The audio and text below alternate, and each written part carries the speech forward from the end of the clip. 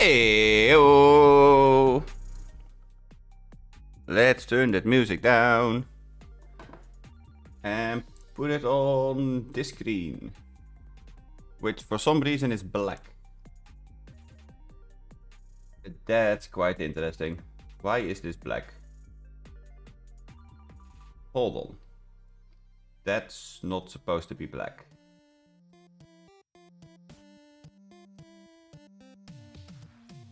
Okay. Sure. Weird, but okay.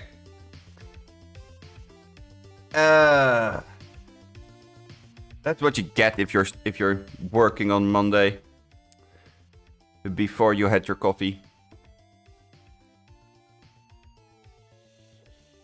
As you most likely already had realized, I didn't start Nostale yet. And it was for a very, very specific reason. So we all know that I have a main, and that my main is pretty high up there.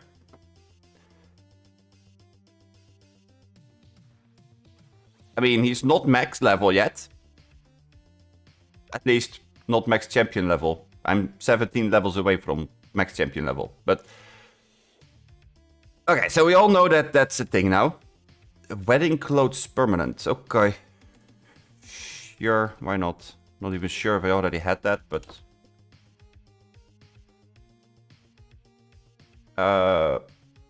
No, I had a hairstyle.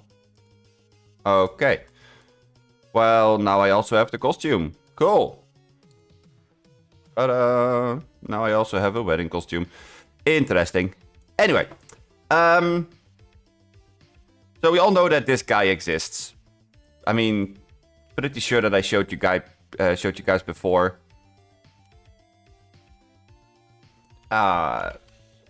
And that's all good and all. Because he's really strong. At least in my terms, he is pretty strong. He is the strongest character I have had so far. So... Oh! Also, now suddenly this is not working correctly. Hold on.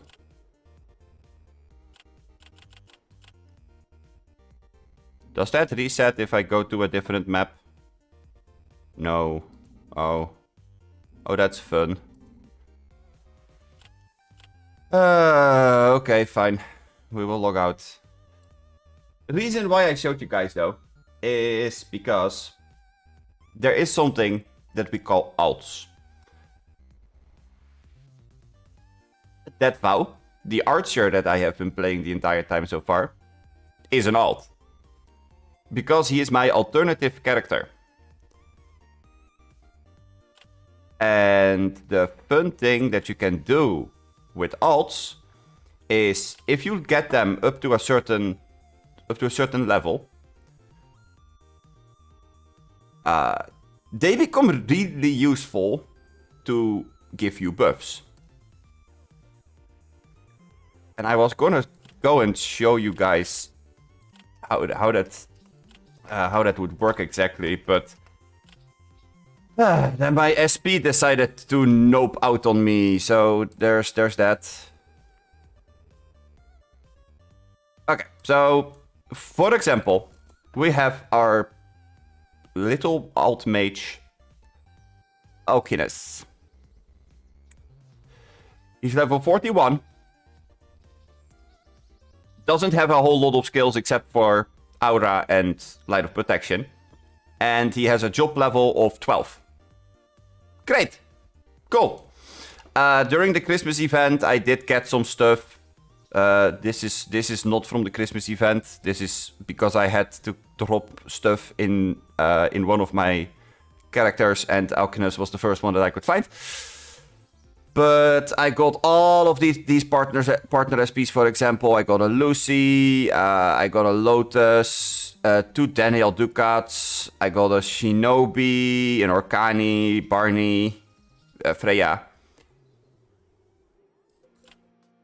I got some wing covers, yada yada. Sorry about that. However, he is not the right level to give me good enough buffs. So let's make this window tiny and drag it to... Let's drag it to the TV. Because I don't need Spotify anyway at this point.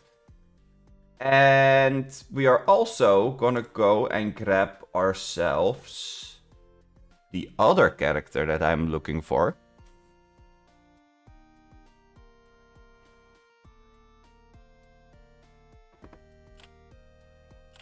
And after that, I will go and grab my mage again.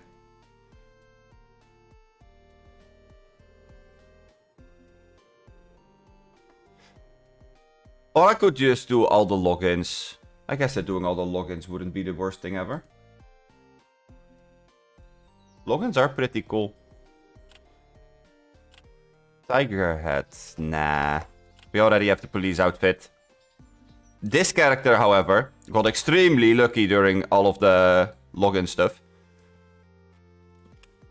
Because it got the baseball bat skin for the weapon. It got the police cap hat, the police uniform body piece, and it got a Varric.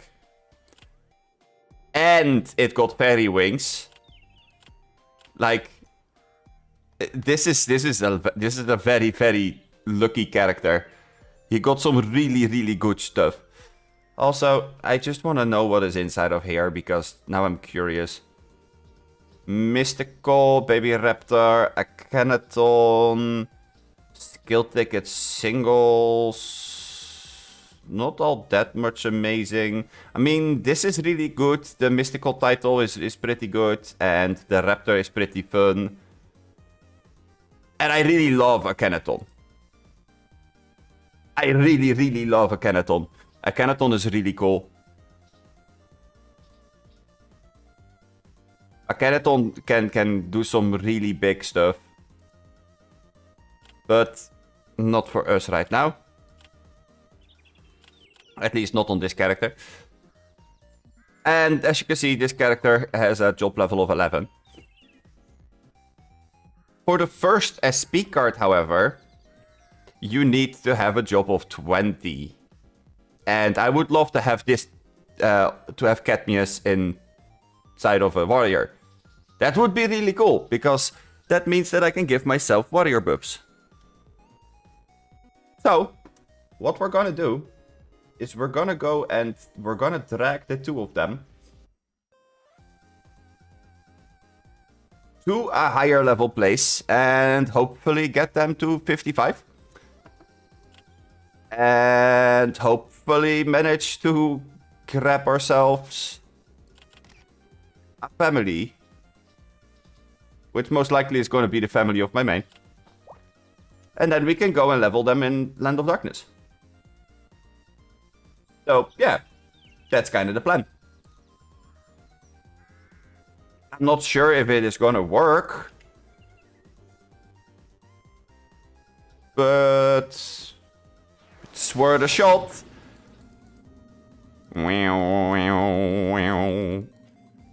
I can't bring them to this place yet.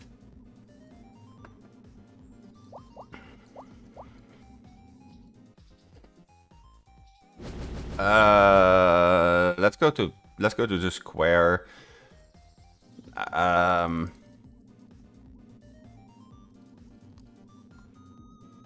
Pretty sure that I can't get them to the cave, though. Like, what I would love to do most of all is to get them to the cave. I want them to go to the Glacier's cave, but I don't think that I can get them there yet.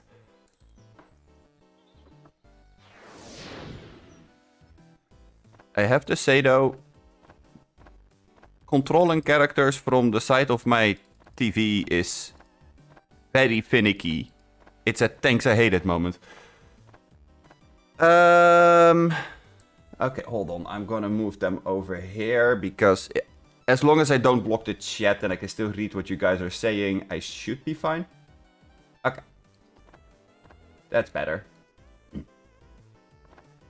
A tiny bit easier to control.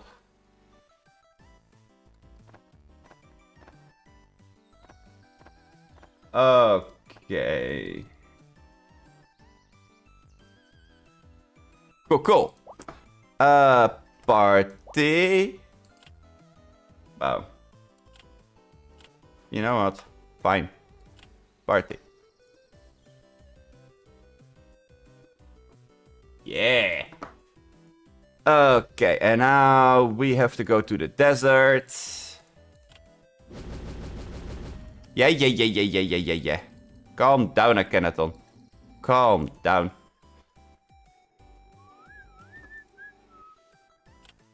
Akhenaton is a little bit too excited there, huh?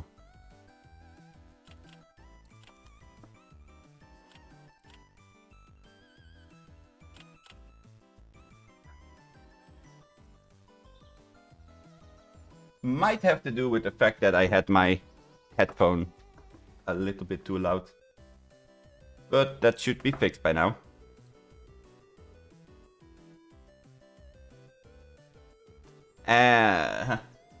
And normally I would definitely have chosen to use Volcano. But the place where we are going, Volcano is not going to do a whole lot. Okay. While the ship is doing its thing, I'm quickly gonna blow my nose. Be right back.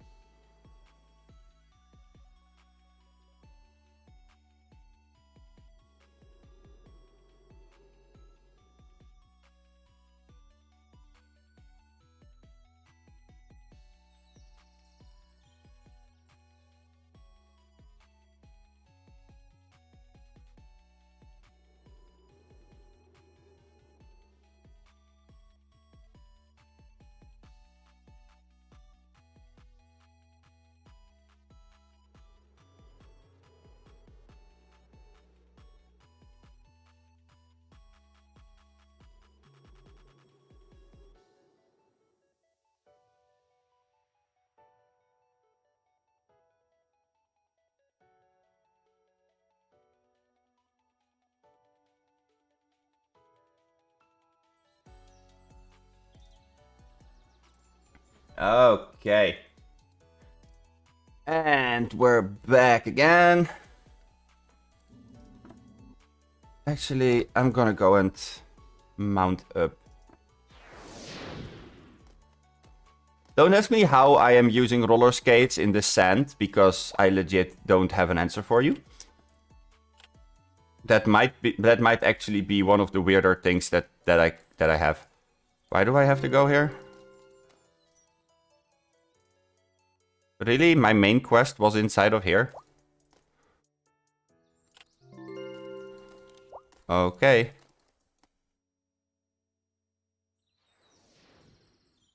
Cool. We are gonna go here to the Glacier Escape. And we're gonna set our return point here. If I wasn't mounted, we were gonna set our return point here. This should bring us back to... There you go.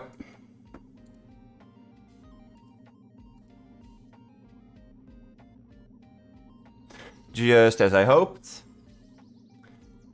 I mean, I don't have to walk back to them, but...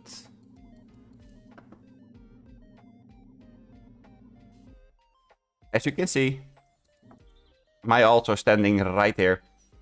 And the first thing that I'm gonna do is I'm gonna trade myself. And I'm gonna give myself... Let's give myself 5 of these, why not?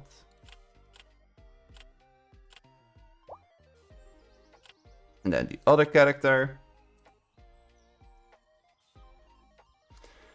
Which I'm gonna give 5 of these to as well.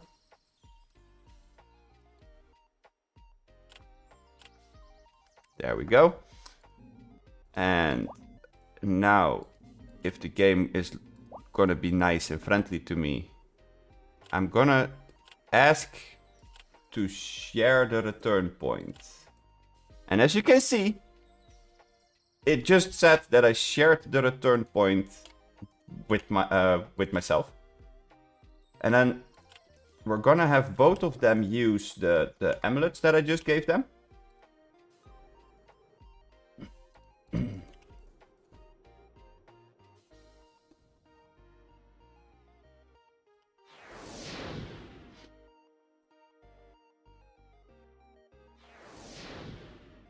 I'm actually gonna go and mute the sound on my alts. Because it's not important. At least not right now. And then we're gonna go and walk back. There we go. Oh, I forgot one of the most important things that I still need to give them, most likely. Yeah, that's what I figured. Okay. Because there's one item that I still need to give them. And that's a Wing of Friendship. Because what we're gonna do is we're gonna bring these to a very high level area. But you can't wing to the area by using the normal teleport method of a Wing of Friendship if you're not in the same act. As in, you have to be inside of the desert to be able to teleport to the desert. That's a thing that they made so that people can't abuse it. But then people kind of found a way to abuse it. Although I wouldn't necessarily call it abusing. I think that's kind of the thing. It's not necessarily abusing. It's more along the lines of using. Like, you're using the system. You're using the things that are able to be used in the system. Abusing it would be more along the lines of doing something that you are not allowed to do. Or overdoing it, I could almost say. Like, as long as you stay within the lines of what is allowed, then it's not necessarily abusing.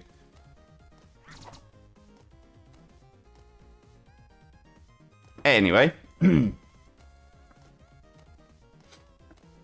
This is an area that I haven't showed on stream all that much yet. If at all. So, for the people that haven't been here yet. This is the desert. Act 5. And I'm gonna use my other mount because I don't want to get gotcha'd by the predators. Can't be asked to get grabbed by them right now. As you can see, there's some cacti that are running around, standing around. Some foxes that are running around. And if I would go to more over to the. Actually, I'm just gonna show you guys. I can't be aggroed on anyway in this mount, so. And over here you have all of the robbers. I have showed these maps before with DeathsVow. Okay. So I'm gonna need more ice flowers. So let's go and grab ourselves some ice flowers. Oh my god, they're expensive right now. Well, fine. It's for the purpose of learning. Okay. I don't need to be in my mount right now. We can collect that. Groundwater. Love it. Perfect. Actually, did I sell anything? I did. Cool. Nice. Okay.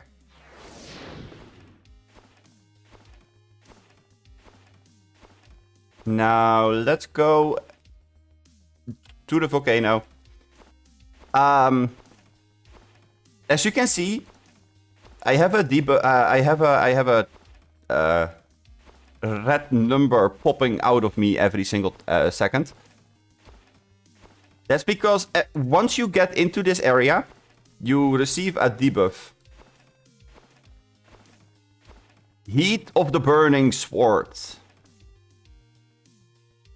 And Heat of the Burning Sword says that you lose 8% of your max HP every 2 seconds, and your fire resistance is reduced by 40.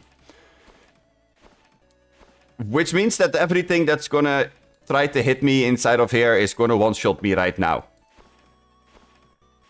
There is a way to get rid of this debuff, however. And that's why I just had to grab myself the ice flowers. Because they are very important for it. Now I'm just gonna go and have a look-see. Nope, nobody is sitting here. Okay, that's cool. Because what you can do is you can use an item named Ice Flower Oil. You can't drop it, you can't trade it, and you can't sell it. This item is locked on your account. You can't give this to a lower level character or anybody else. But what it does, for the next 10 minutes, you will not be affected by Heat of the Burning Sword. Because the Ice Flower Oil is going to cool down your body.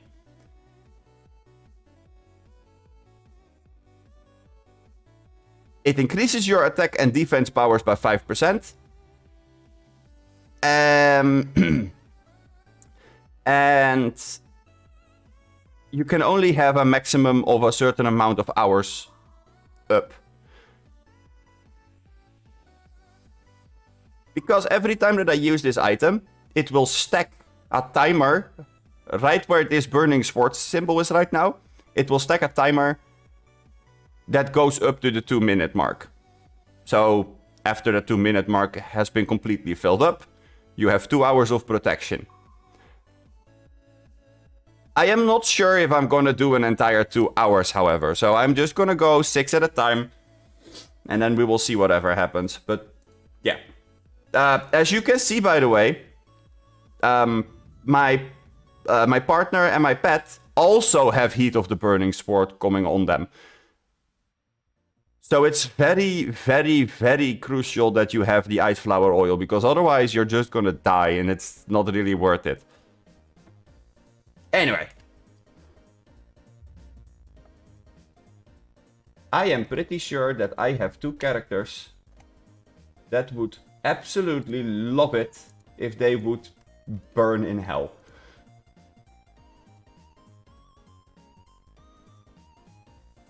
I mean, look at that. They came to me all on their own to sit here and to burn. Oh, isn't it amazing? Truthfully, it's not, but you know.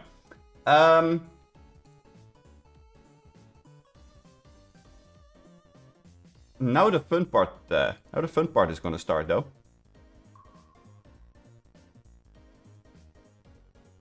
Because I can also show you guys what alts are for.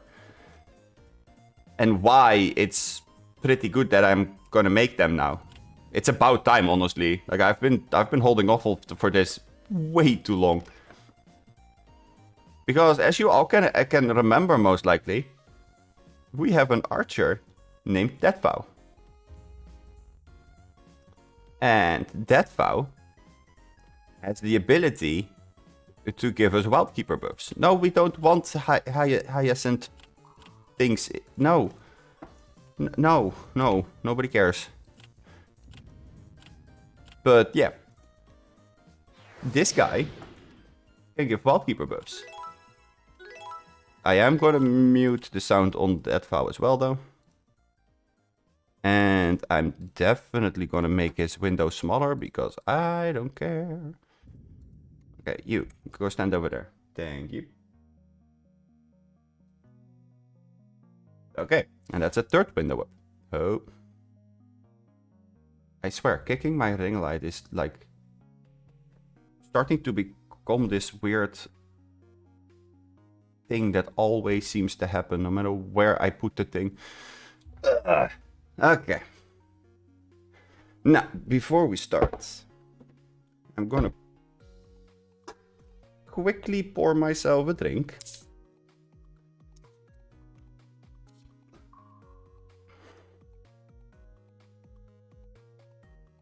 I'm pretty strong right now, so I think I should be fine with just Wildkeeper buffs. Maybe I'm actually fine without using Wildkeeper buffs, if I'm honest.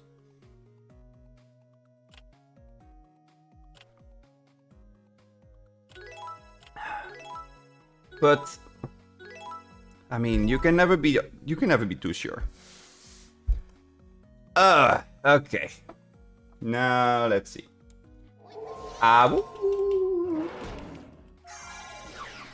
Okay, so as you can see, I now have Wildkeeper buffs, which are gonna last for 5 minutes or so.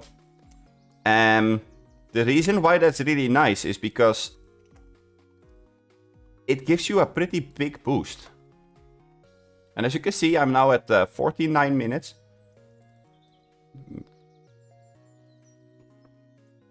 Uh, 39, I mean. 49 and one more. And that's an entire hour. And basically what I'm gonna go and do now,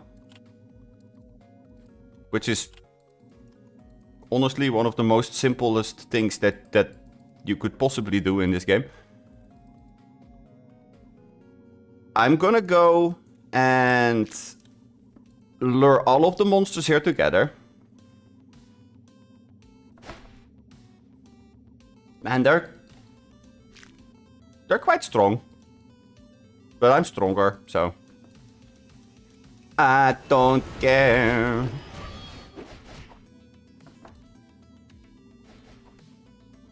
Because this character, Firebeast really is pretty strong. I mean, that's an auto attack, by the way. And there you have the Akhenaton that is attacking things.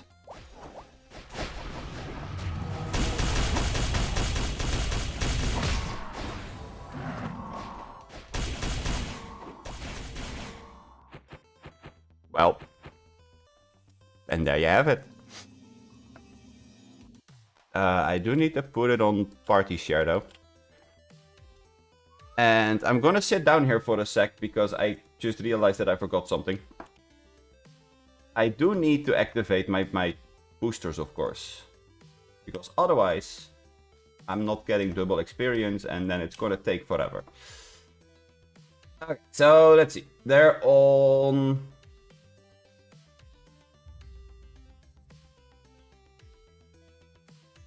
They're on quite a decent level, so that's okay.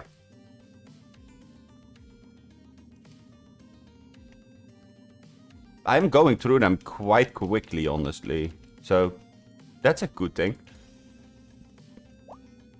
I could have set a return point over at the point where they are, but I get the feeling that might be a waste.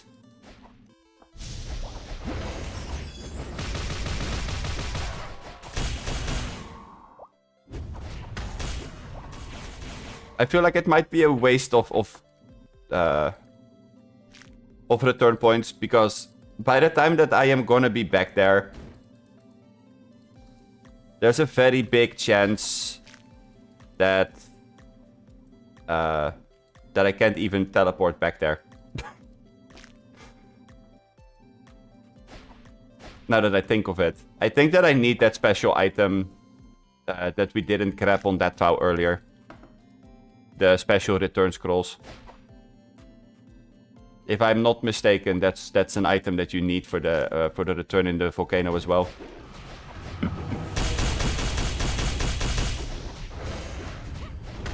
But as you can see, this is not really all that hard. This is one of the easiest things that I have done in ages. Then we mount up.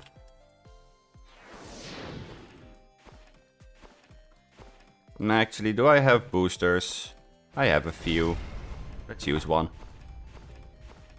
And then we go back to the point where we were at before. This also does give our alts job experience. Quite a bit of job experience, actually.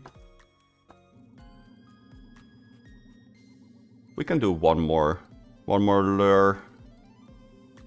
While we are all good on Wildkeeper buffs.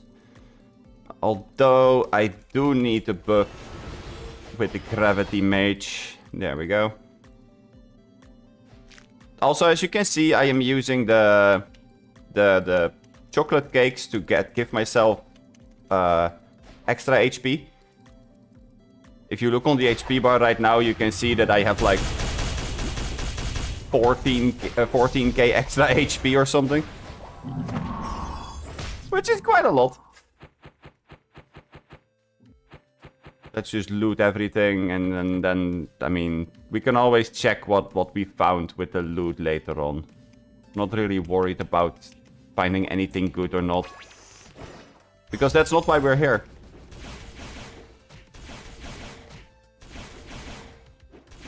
The only reason why we're here is to go and grab ourselves some juicy experience for our alts. And then we go back to the mini land of Elsinus, where DeathsVow is waiting for us with Wildkeeper buffs. And then we go back out again, and we just rinse and repeat. And truly, that's all that this is. It's just hovering around, killing some things, hovering some more, killing some more. Like, the hardest part is to keep them with you without losing aggro. Because sometimes they get stuck on corners, you know, the standard stuff, basically.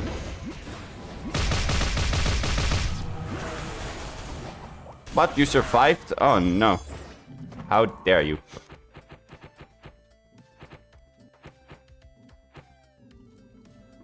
I mean, there is another area where you could do this. There's two places where you can do this. Hold on. I'm gonna go and grab all of these first, kill them. And then while we're doing that, while we're walking back, I can show you guys the map.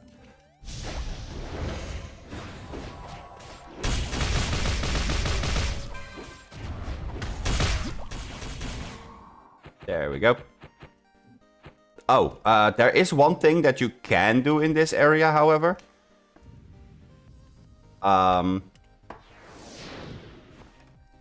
Let's walk back. Intact diamonds are 50k each. And they only drop in the volcano. So that's one of those special volcano drops. Which is kind of cool. But let's see. Over here. This part of the map. As you can see, there's a western path and an eastern path. Eastern path is the part where I was walking into before. But there was already somebody there. Because this is a very well-known place by older players. Who are leveling alts and newer players that want to go for leveling services, etc. Because it's one of the most efficient places to do it at. Because these big monsters, the Magmaros, they can drop an item called Magmaros Gloves.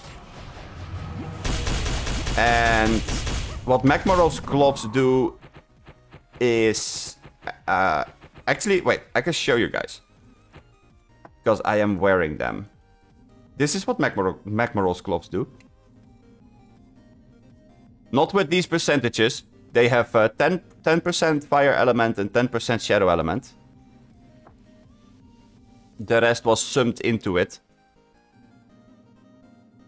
as I explained to you guys before, you can combine the resistance and get some really interesting gauntlets or gloves and boots. But yeah. And those Magmaros gloves are worth a bit of money.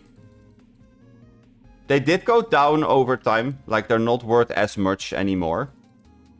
They used to be worth like about 10 mil a piece without having anything summed into them. But that's no longer the case. But that used to be the case. I think if I go and search for them right now, I most likely would find a pair of Magmaros gloves, non-summed, for about 900k. Which is still a lot of gold, obviously.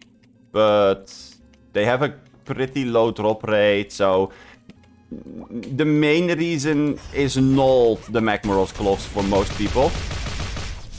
Because that would be a little bit silly, since you are not guaranteed to find any. Like, I have had moments where I was running around here for, like, I would almost say hours. Heavy bleeding. Okay, fine. I was running around here for quite a while, and then I didn't find a single pair.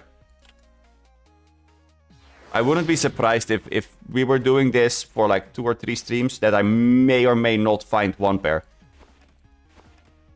And that's if every single stream that I do is going to be a 3-hour straight mobbing inside of here. Which usually is not going to be the case, so that's a thing. Okay, let's go grab ourselves the Wildkeeper buffs. The main reason why I like to have Wildkeeper buffs while mobbing here, it's the movement speed. It's the movement speed from Wolf buff.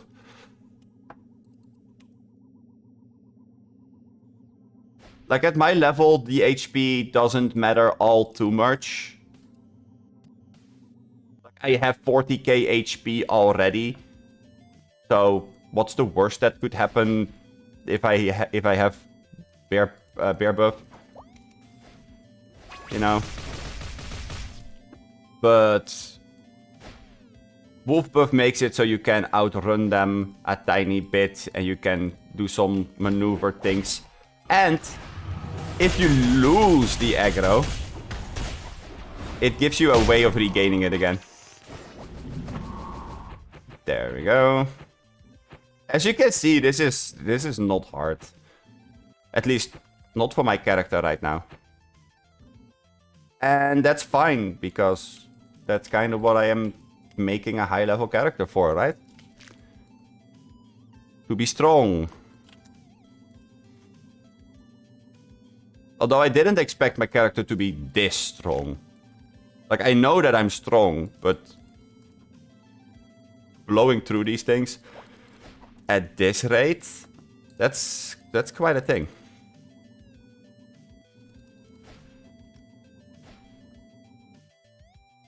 Honestly, kind of impressive. If I have to say so myself.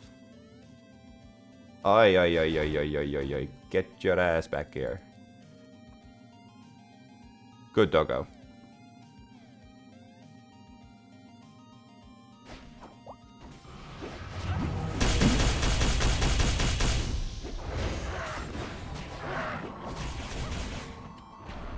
Oh, also, this thing, this owlbear over here, yeah, that's an ally.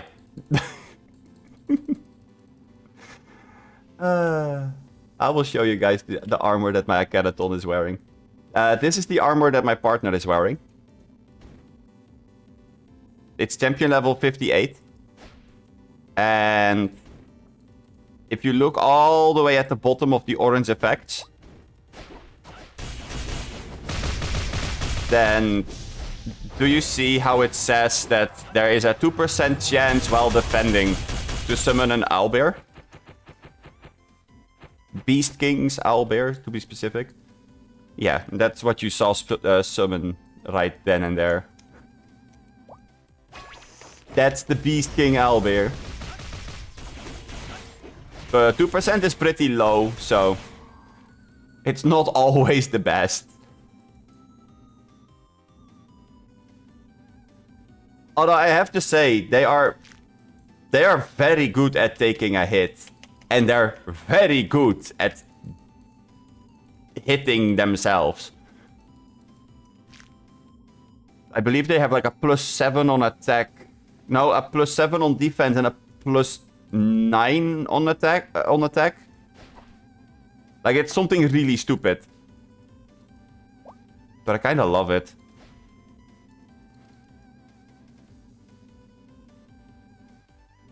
They deal some really, really decent damage.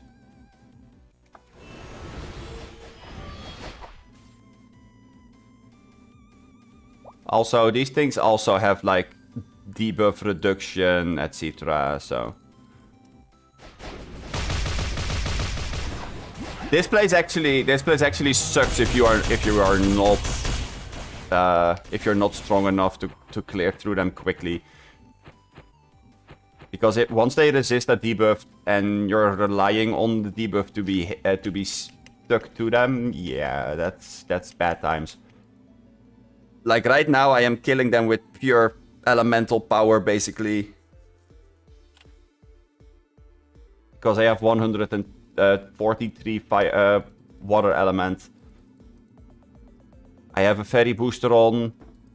And I have the buff from hypergravity on. Plus, I have the special buff that this SP specifically gets.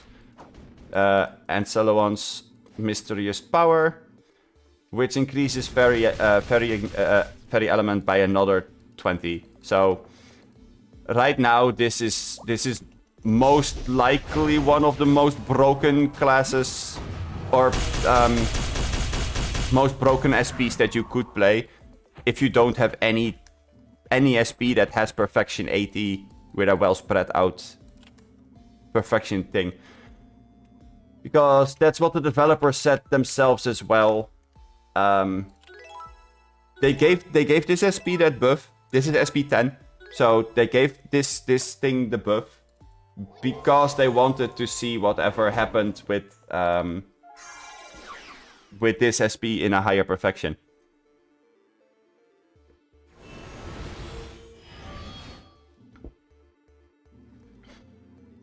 In order to be able to fix bugs and all that kind of stuff.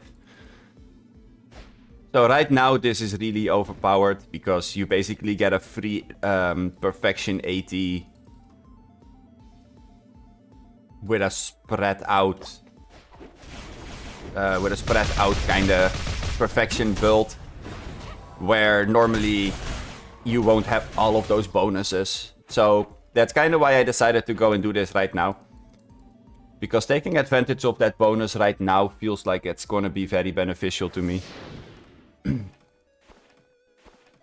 Because people still didn't exactly figure out how to do the raid for the perfection stones with a somewhat guaranteed success rate.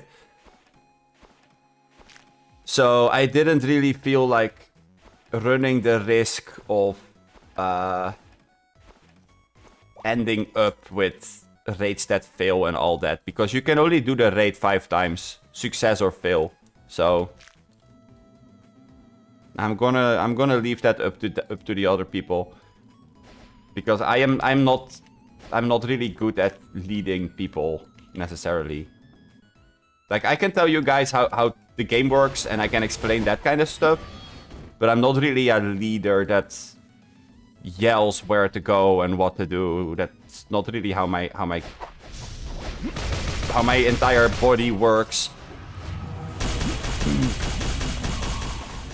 Sometimes makes me quite anxious as well.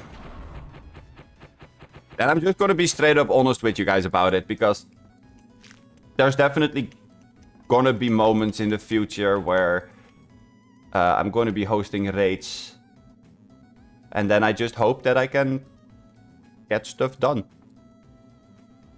Simple as that.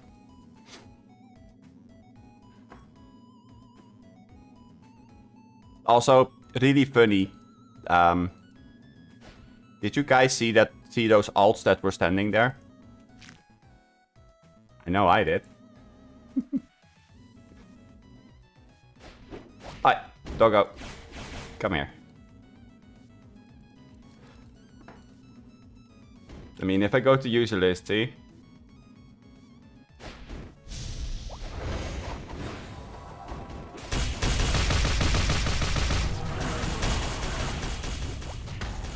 And they're logging off.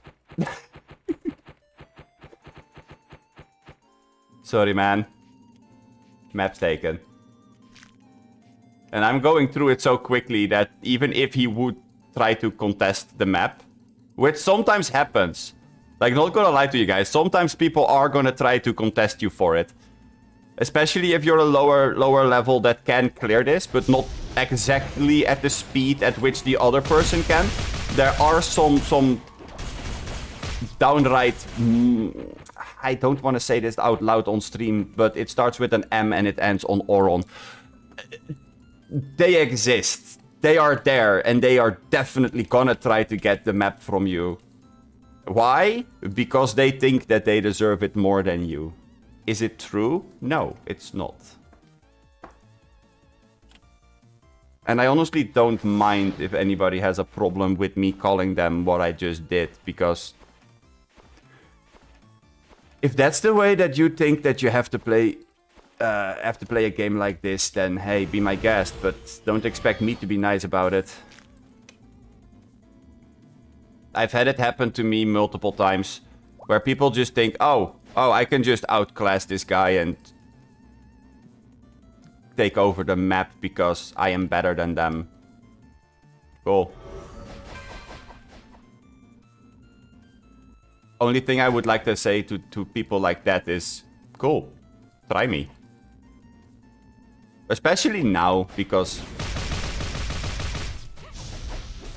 Especially right now, I have the...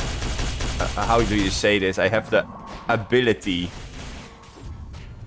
to put power behind my words.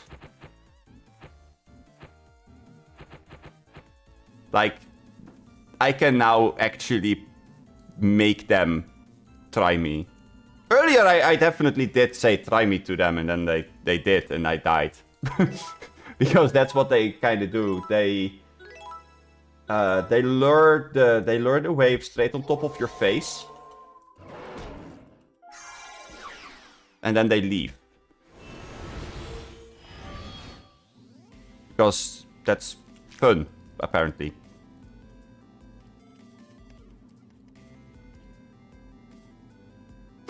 Yeah, I didn't know that it was fun to do such a thing either, but, you know.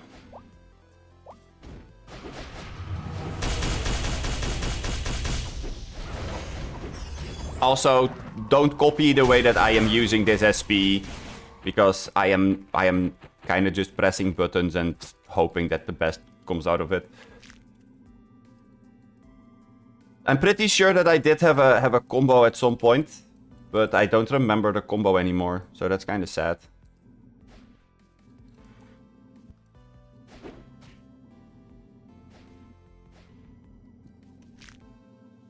Because there's a certain order in which you could theoretically press the buttons, press the skills, and then you get the best benefit out of all of the stuff. But I don't really need it over here. Like, I don't even think I could do the entire combo, even if I wanted to. No, because now I would have the ult. However, that only works... That combo specifically only works if you have an entire group of melees. Because if there's ranged enemies, then you might want to walk up to a wall. Pull them onto the wall. And then...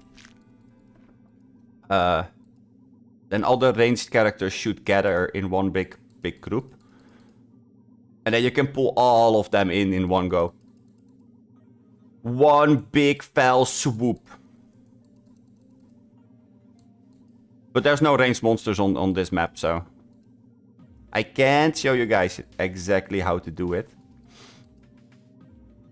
I mean, I can show you guys. It's just not as effective as it would be if I would be fighting versus something that has ranged. Oi, doggo. Get your butt back here. I'm faster than you. Yoink. I don't think so.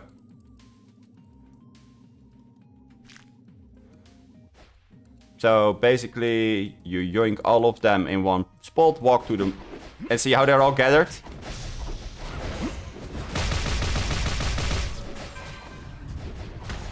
That's kind of what you want to go for in that case. Because then what you have is basically, if a Kenaton is me and if I am me and a Kenaton is ranged, they will all gather, like, let's say they will all gather around here. I can just click one of them and yoink all of them together. Or I can throw my ult on them with Wildkeeper. Like, there's a bunch of things you can do with different classes.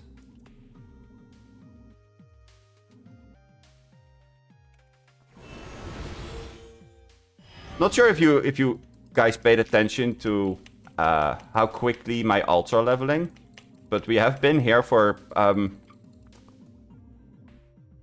about half an hour, 25 minutes-ish. And they're already level 44. And we started at 40 and 41, so... It's not the fastest of the fastest. It definitely does take time.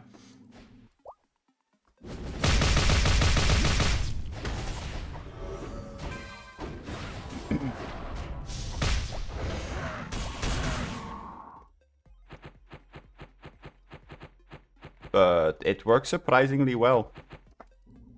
Because my job level in here already did go up by a bit. Like, for example, I can already use Warrior with Cadmius, and Alcinous can already use Red Mage. Which I might actually will use.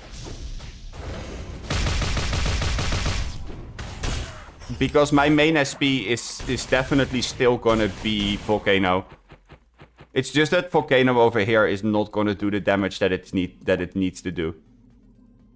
They have pretty good resistances for Act 5 monsters.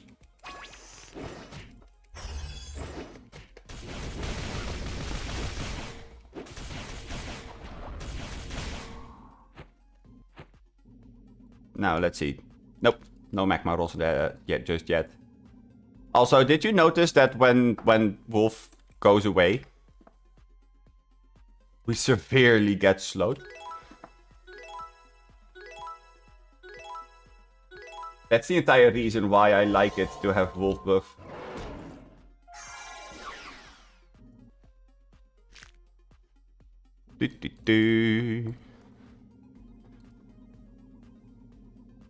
Because you can't mount always on this map. Simply because of that stupid bleed debuff.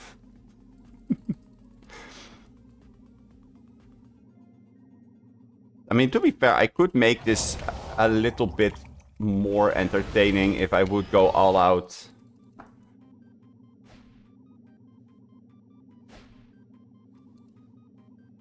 Without spending too much resources, that is, because I'm not going to use attack pots or defense potions. Because right now I don't need them. Like, the cakes are keeping me healthy plenty. I don't need to go and put a whole lot of effort into whatever.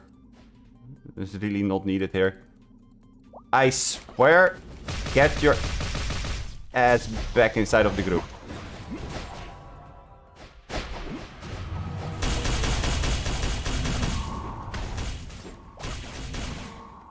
Ta-da! Oh no, it's a Soundflower. Man. Okay, sunflowers are a thing if you're inside of here. These things are 89. And the monsters you need to kill for sunflowers at 99 is 89 or higher. So if you get a sunflower in here and you manage to kill 5 magmaros, you get the bonus from the sunflower buff. That is gonna skyrocket your damage by quite a bit. Simply because the sunflower is gonna give you guaranteed soft crits.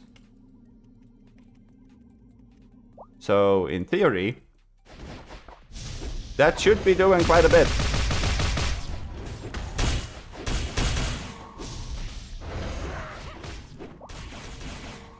Ta-da!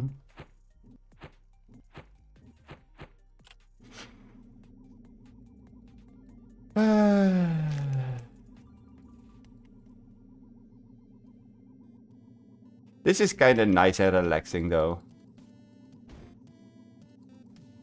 It doesn't cost you a whole lot of resources at my level either. If you're at a lower level, however, I can definitely see how this would be a little bit of a gold sink. Because those things definitely hit hard.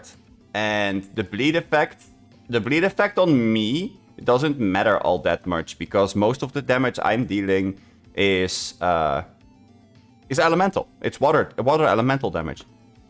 So I'm good, but I can see how if you're not within that same category of power level, I guess is the best word I could use. I can see how that would cause a problem. Especially with the bleed, because I have like 40k HP with Wildkeeper buffs.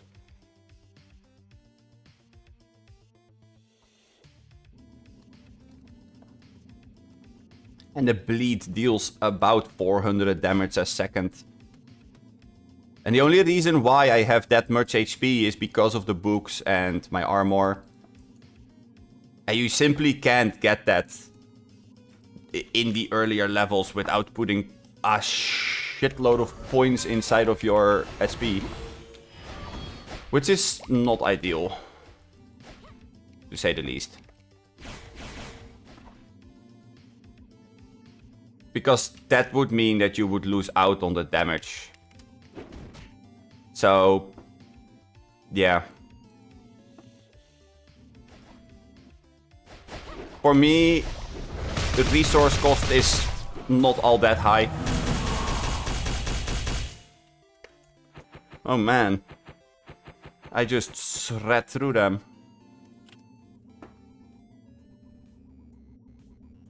If I do my combo correctly and I manage to get the right thing to trigger, then yeah, that's devastating for them. Anyway. Time to go to get buffs, and I'll be back in a second.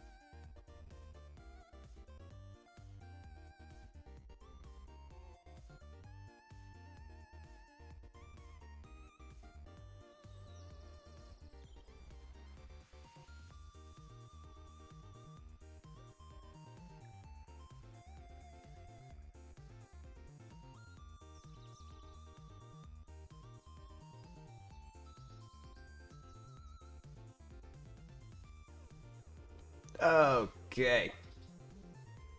And we're back again. Ah, woo!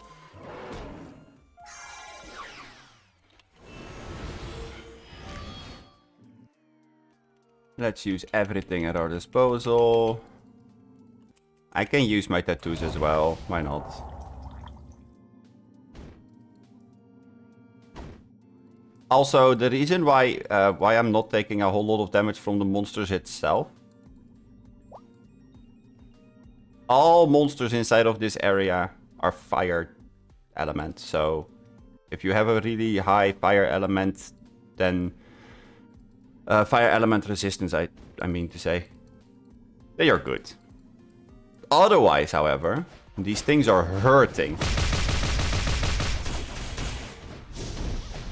Like, don't get me wrong, these things will hurt if you don't have fire resistance. Like, I have seen some people's that people say earlier that it's not that bad. They're not that strong. If you are not wearing a good enough armor, then a +7 hit from a Magmaros will hurt. Because these things are no pushovers. Like, they have 110 fire element damage. If you don't have good fire resistance, this thing will hurt. As much as I hate to admit it, but it's the truth. Like, let's just do a comparison for the fun of it, because I think that I can show you guys exactly what I mean. My base damage right now in this SP is 1796 with a +8. This thing has maximum damage output 1965 with a +7. That means that my damage and its damage on the same armor should be somewhere around the same. But he can crit. I can't. These things, if you do not have the fire resistance, hurt. End of story. And now I have 107% fire resistance. So I'm good. My Kenaton right now has 142 because I gave him full fire dark resistance for this occasion. But because it's not the only thing that matters here, because that's kind of the nasty part about this place. If you go purely for the resistance, then that's great and it works, sure. But it's the bleed. It's the bleed that ruins most people. Because bleeds ignore the additional HP. So what I'm doing here with the chocolate cakes, yeah, good luck, not gonna help. If you look at my Akhenaton has about the same HP pool as my archer, my mage. Akhenaton and I are rocking about the same HP pool. Yet Akhenaton dies incredibly quick. Why? Because of that bleed. That bleed is really nasty to deal with if you don't have the proper resistance to it or preparations. Like, when I did this, when I was, I don't know, I believe I was somewhere in the C20s, like C25 or C28 most likely. I was wearing almost the same gear. Almost. Because I'm still wearing my 28 armor. Which, granted, it's not the best, but it has some decent stats on it, so it's kind of okay.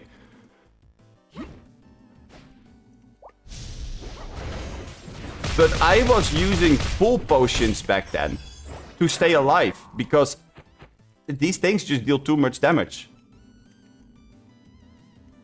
Like, even now, if I wouldn't use the cakes, I think I still would be in trouble. Honestly. Which is, I mean, it's really funny that I say that out loud, because I don't like to admit it, but I am still relying on the fact that I have those cakes. Even now, even when I'm C60, C63, I'm still relying on the cakes to enable me to do a certain thing.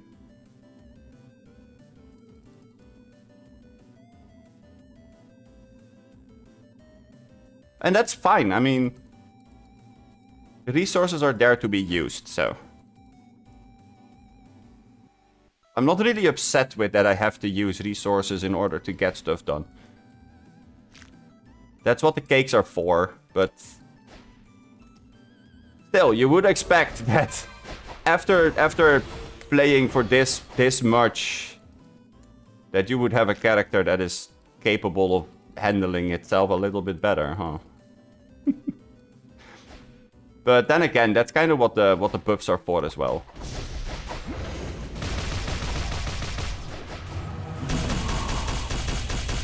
And that's also why I said that ults are just really useful in general. Like, ults are I wouldn't say essential, because you can do it without, but mage ults specifically just have some really good supportive buffs. Like, inside a place of this, for example, I'm pretty sure that I won't get crit by any of these monsters. But if I didn't have the armor that I have right now, this thing has an 11% chance to reduce the chance to get crit. So that 6% that they have right now is going to be reduced to 0. Maybe even minus. But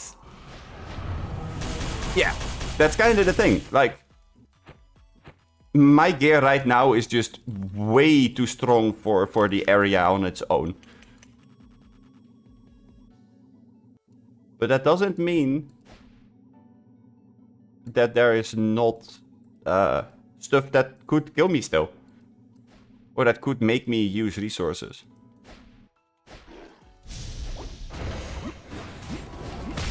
Like, if I mess up once, then I still can take way too much damage. Or I still can use pet and partner dolls. Which I hopefully didn't do all that much. I do think I kept my pet and partner alive quite well. So far, at least.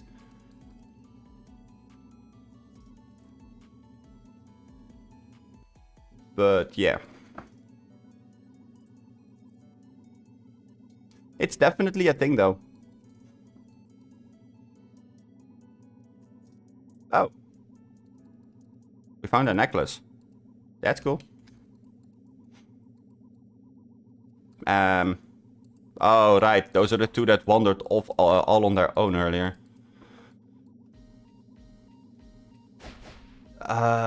Great. That means that that's gonna be a very weird and awkward spawn. Oh, this is kind of fun, though. Oh, that's really fun. There's a Kertle shadow here.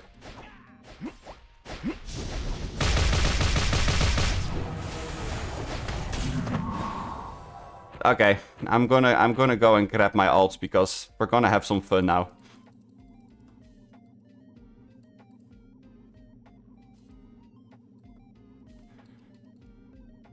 I know that the timer is still ticking, but I don't care.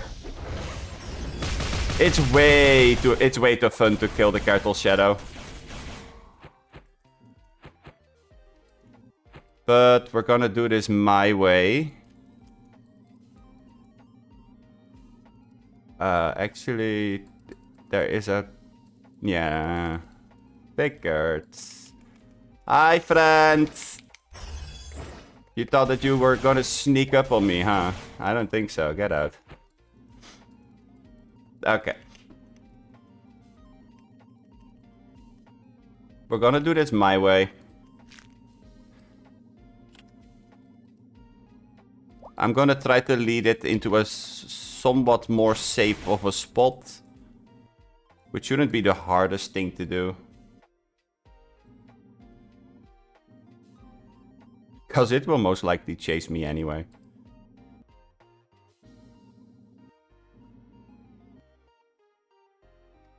Yes, I was about to say, you know you want me. I can do this because I am sure that my pet or partner can tank this long enough.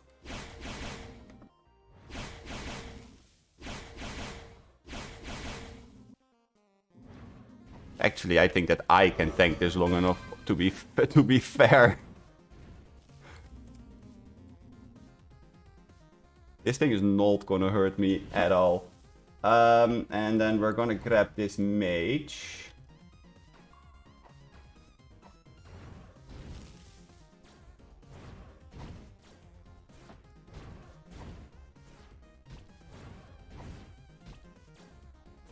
Yeah. I think that they're just not strong enough yet.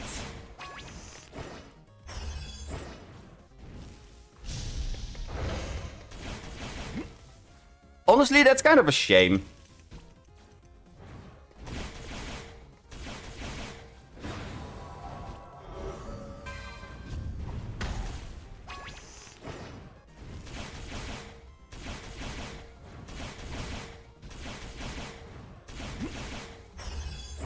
Yeah, they're not strong enough for this yet.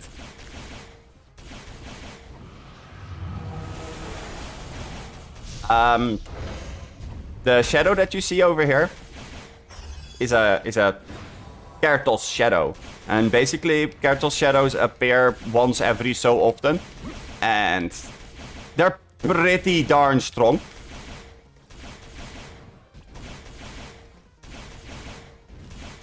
Like, I'm able to do this because I am pretty darn strong myself as well. But they're pretty darn strong. And basically, yeah, I didn't get any rewards. How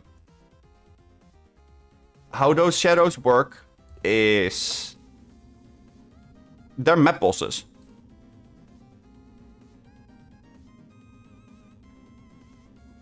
And that doesn't really explain a whole lot on its own as well, so I realized that very, very well. Basically, map bosses are the ones that we were hunting before. The giant chicken and all those. And basically, the short gist of it is, if you kill them, you can get rewards. Kertos shadows, however, have a very, very special reward that only Kertos shadows can drop, which is a Kertos seal. And you need Kertos seals in order to do the Kertos raid. Which basically is a raid where you have to fight the big dog, the big real body version of the shadow that we just fought. That raid is pretty fun, but I can show you guys that a later time. Usually people are spamming that raid, so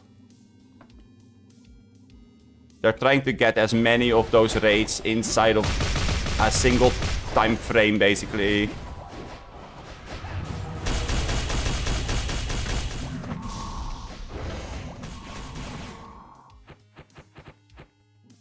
Not sure why that took so long, but okay. Huh. Interesting. Oh well. It is what it is.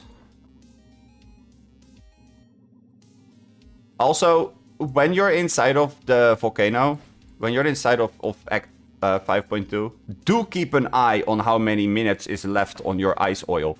Because if the ice flower oil runs out, and you have this entire pack of monsters behind you during it. Whoo, mama. If that's not a recipe for bad news, then I don't know what is. Not gonna lie, that might be reason number one why people die in the volcano. Wouldn't be the first time I heard people complain about it.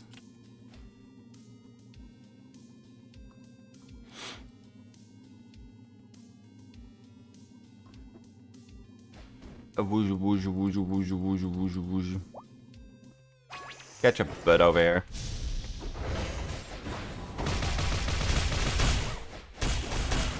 Pretty sure I was about to say, pretty sure I don't even have to do all the fancy magic tricks where I have to ult and all that. I can just auto attack. After I pulled them all in, I can just auto attack. That might actually be quicker in a way. Which makes no sense, but the entire animation is quicker, so that means that you can combine more stuff together.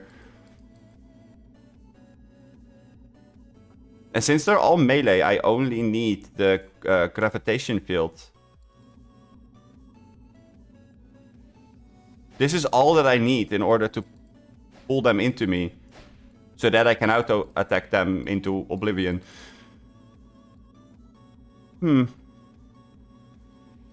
Might be worth a try.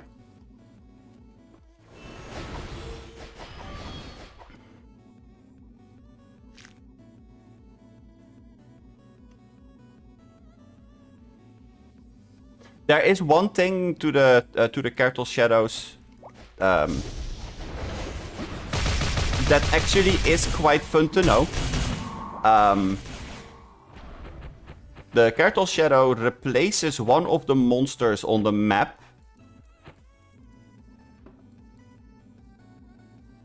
So you have a tiny chance that one of the monsters that is respawning becomes one of those shadows. So sometimes you're gonna have like 10 Kertle Shadows within the time that you're mobbing here. And other times, there's none. Although usually you will find one, sometimes two.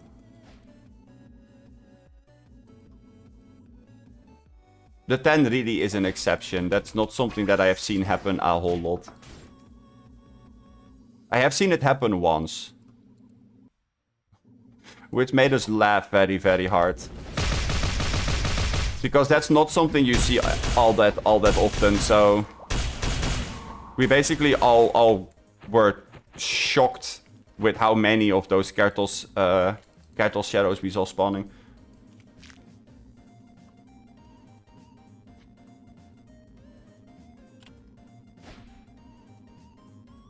And after this hour is done, I'm quickly gonna go and eat a snack. And then we can go and continue again.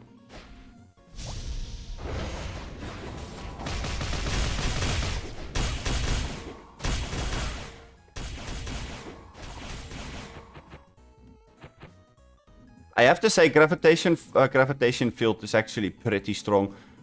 This buff that you get, it doesn't look like much. Like, it looks like a very big jumbled mess. Like, what even does it do, basically? Movement speed by 1, okay, sure.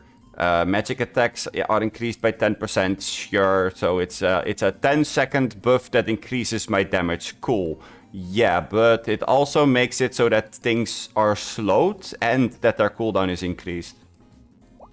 Oh, okay. Actually, I'm gonna kill this one.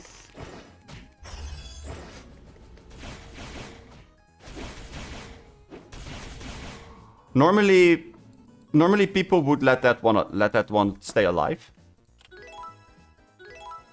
For a bit of a selfish reason, actually. They would leave that one alive because they wanted to stand there. Because as long as there's a monster like that over there, there's no way that anybody that logs in with an alt or anything will be able to survive, because the ice flower oil usually is not ticking just yet when you are just logging in. Because you're just logging in, so you didn't use ice flower oil yet. Why would you? On top of the fact that it kind of ensures that people can't stash their alts there to see when the map is empty. Like I said, it's a bit of a dick move.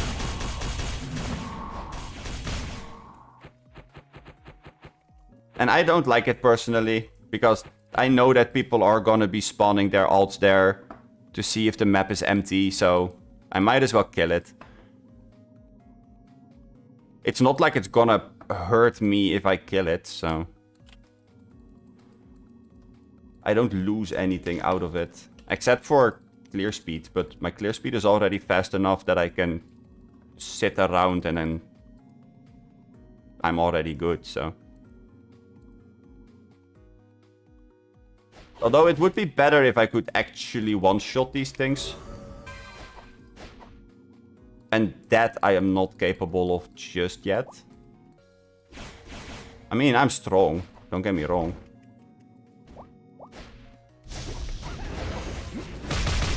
And if I would perform my combos correctly, I am definitely, yep, in a bracket where I can just do whatever.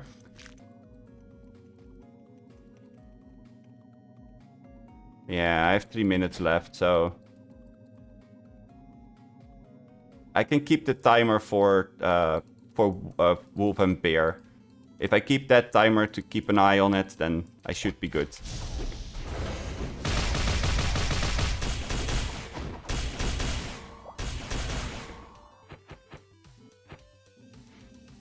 Fuck, bleed.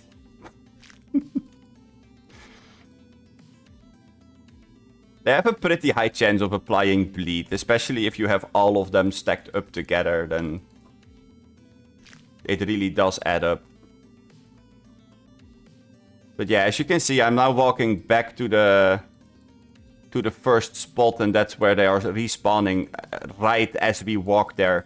So the speed that I'm at right now is actually kind of perfect.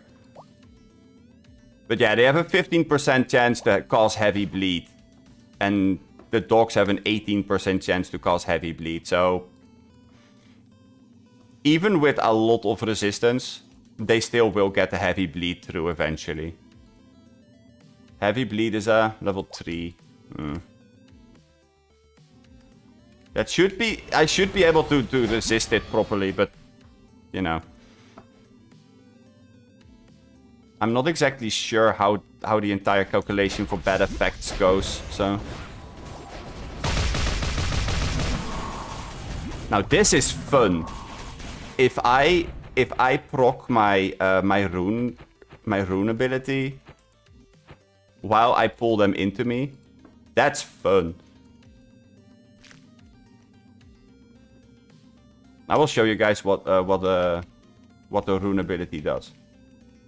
We don't have enough time to... no, we have enough time to do this one, I think. We have about a minute left. That should be enough.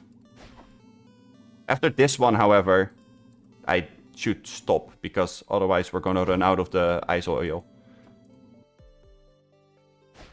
Reason why I decided to keep going until I run out of ice oil timer.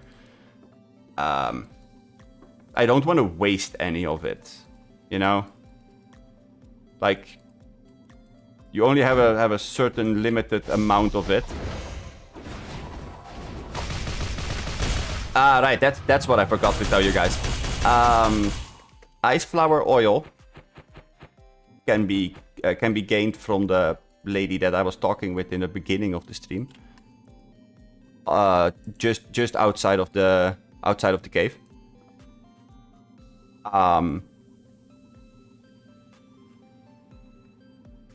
And the deal with her is you can only do that quest once a day. So you can only get 10 ice flower oil a day. Which you definitely will want to try to get as often as possible. I mean, I get that you can't always get it.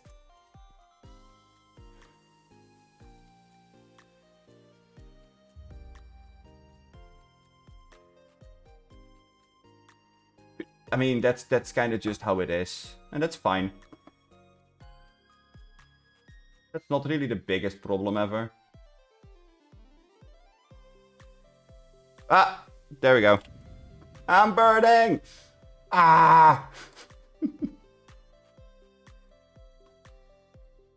Okay. While we're burning...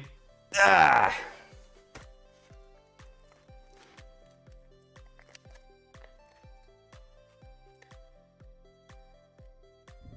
Actually, now that I think of it, I need to mute my mic for this.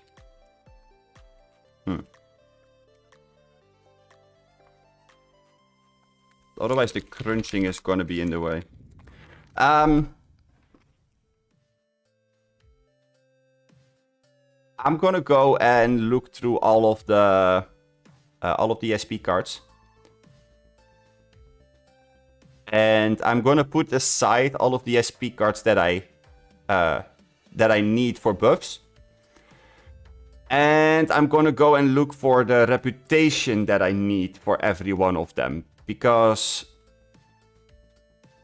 not many people realize this, but you need a certain reputation in order to be able to wear a certain card. If you follow the quest line, that's not a problem, because every TS stone that you do, you get the reputation at some point throughout the quest line. If you go to IC, you get reputation, etc, etc, etc. If you do not do any of those things, and you just level a character to the max, they're not going to be able to wear the SP cards. So, I'm going to go look through this. Pick out which reputation I need, and which job level I need. And then I'm going to hope that I can get what I need, basically. All the while I am eating this protein bar. So, I'm going to mute the mic for a sec, because this is going to be crunchy and yeah, I don't want to do that to you guys. So let's go and see if we can figure out what we need.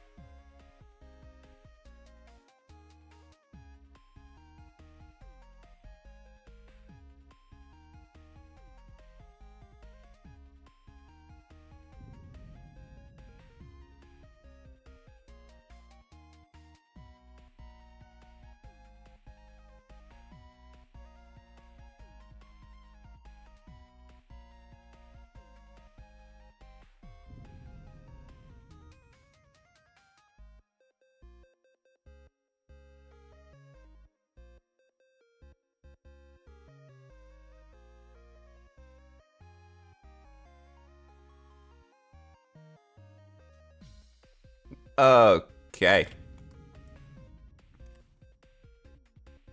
So basically, we are able to wear almost every SP that I was thinking of. However,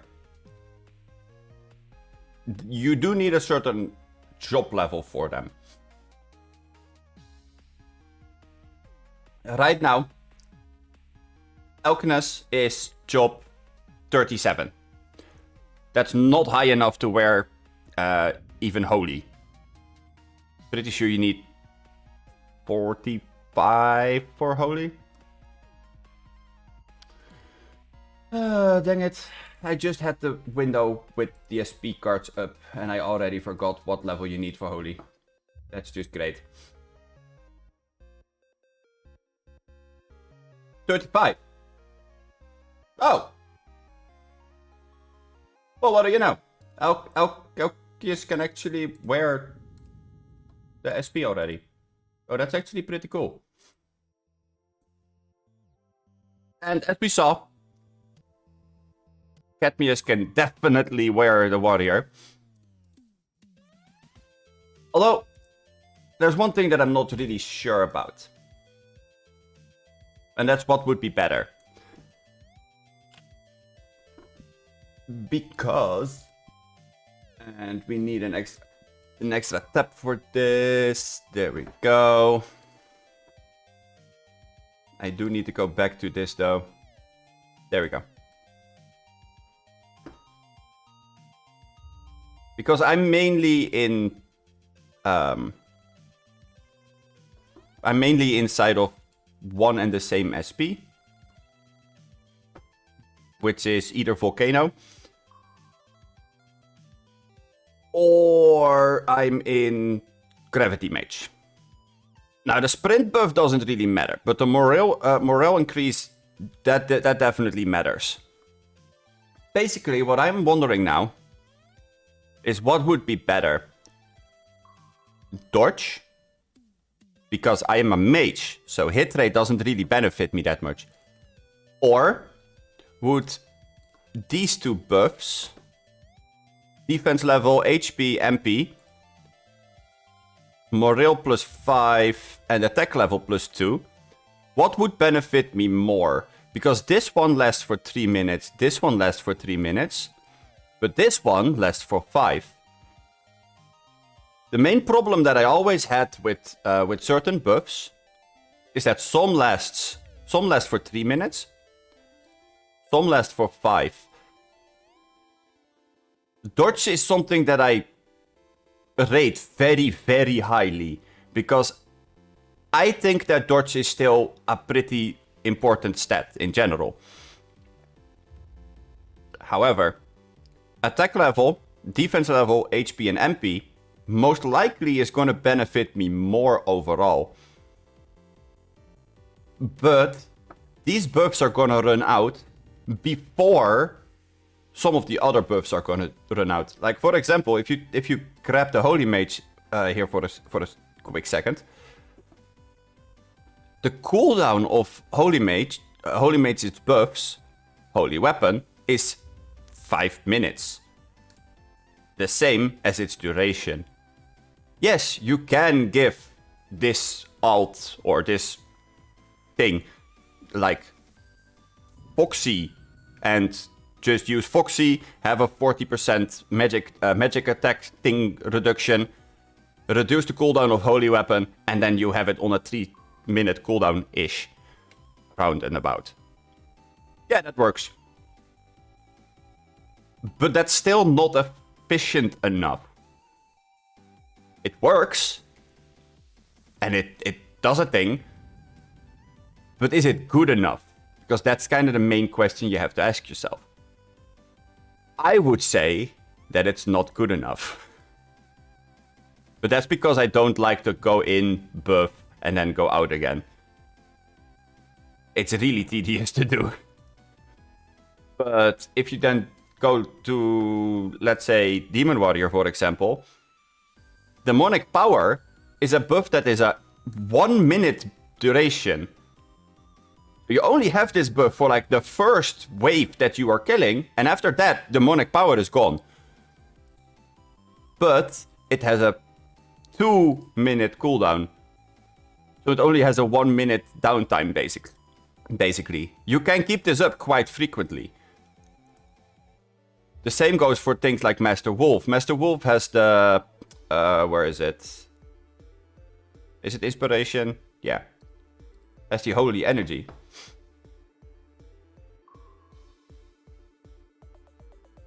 I hate the idea of ults in this game.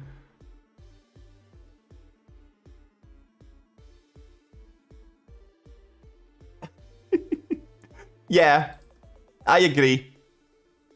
I totally agree. I don't like that... how do you say this? I don't like that alts became the norm. Like, if you make alts because it is giving you a benefit,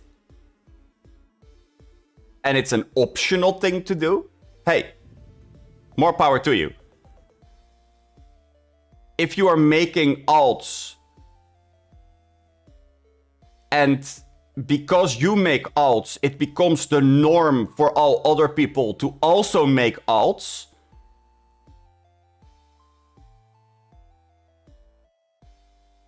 yeah, exactly. It's exactly what ET is saying right now.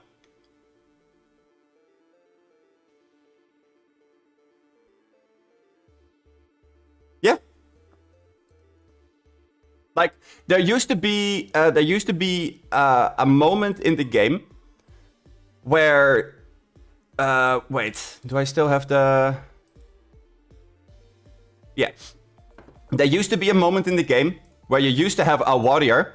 This was a requirement to raid. And then you had a guaranteed Wildkeeper in your raid. A guaranteed Holy. Let's see. I feel like I'm missing something. Right, a guaranteed Crusader and a guaranteed Berserker. Mages were kinda dependent on which raid or which thing it was specifically. But Holy Mage, Wildkeeper, Warrior, Crusader, and Berserker. Those 5 would almost always be inside of a raid. Why? This is a tank. Great. Cool, we have something that can tank. This has a plethora of useful buffs and is pretty strong. Holy buffs, excellent buffs. But it can also cleanse with Cure All. It can also heal with Group Heal and healing. So Holy Mage was one of the best cards that the game had. Crusader buffs, and triple. But you can't triple other people anymore. Because people were abusing it, so the game developers were like, no, not gonna do that. Holy Bread, this debuff, is devastating if you put it on the boss at the right moment. If you put Holy Bread in combination with the Berserker's Armor Break, yeah, that thing is not gonna survive for long. Because that's a combination of reducing defense levels by by 8, so that's a thing. Crit chance is increased by 10, resistance is reduced by 10. Like, you just tear through something.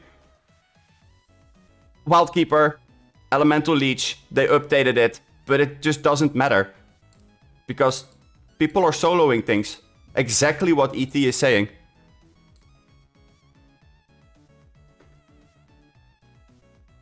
For example, on the Dragonville pre-C60, even when you reach it and you don't have equipment SP, you don't really have possibility to gain anything in legal way. That depends. That depends. That's not entirely true. If you have watched me from the beginning of when I started streaming Nostale, I started with one character. I actually have it open right now because it's the Wildkeeper that I'm buffing with. I started with this character. everything that you see inside of its inventory and literally everything is all gained while on stream, except for 2 things. And that's the Glacierous Mane and the Draco Claw. Because I have been using this inside of Draco to give myself Wildkeeper buffs. But this is the only character that I can go do Draco with. So yeah, that's the thing. But that's the only 2 things that I didn't gain legitimately throughout playing. All the other stuff I have gained through playing and daily rewards, etc. The main thing that I did with this character to build it as at the point at where it is at right now is the raid seals. If you are at the level where you can do the jelly raid, like the jelly raid seal TS, jelly raid seals sell for, I believe it was like 300k each. So if you do 3 of those, you basically make a net profit of like 750k for every 3 that you do. If you continuously keep grinding that, then you can get gold legitimately. So it's possible. You just need to figure out where to get the gold.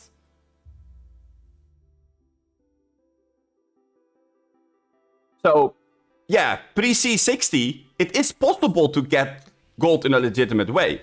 You just have to start at the very start of the character with padding out what to do.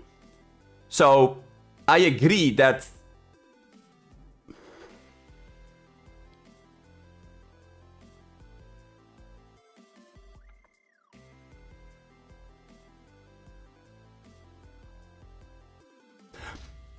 I don't know why you would need a panda or an otter.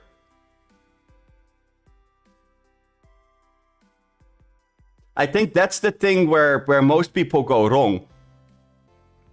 You don't necessarily need a panda or an otter. I agree that you need a pet that can tank. Like, don't get me wrong. That's something you definitely would need. Because otherwise, you know, the basic strategy of the game right now is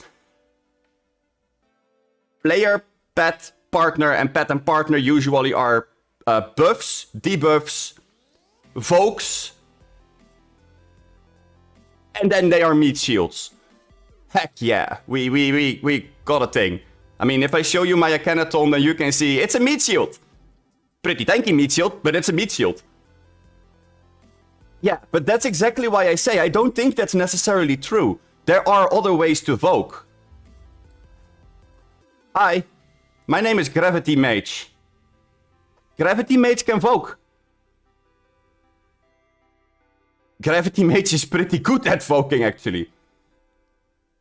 It just requires the people that you go to Land of Life with to not be absolute morons that are gonna run around, because Gravity Mage is good at keeping control as long as people have faith in the thing. Okay, that is a fair point. That's fair. Yes, Gravity Mage is new. But before that, we already had other SPs that could voke. Like Tidelord. Tidelord is really good at voking. If you have a Tidelord in your party, you're Gucci. No need for otters, or pandas, or any of that.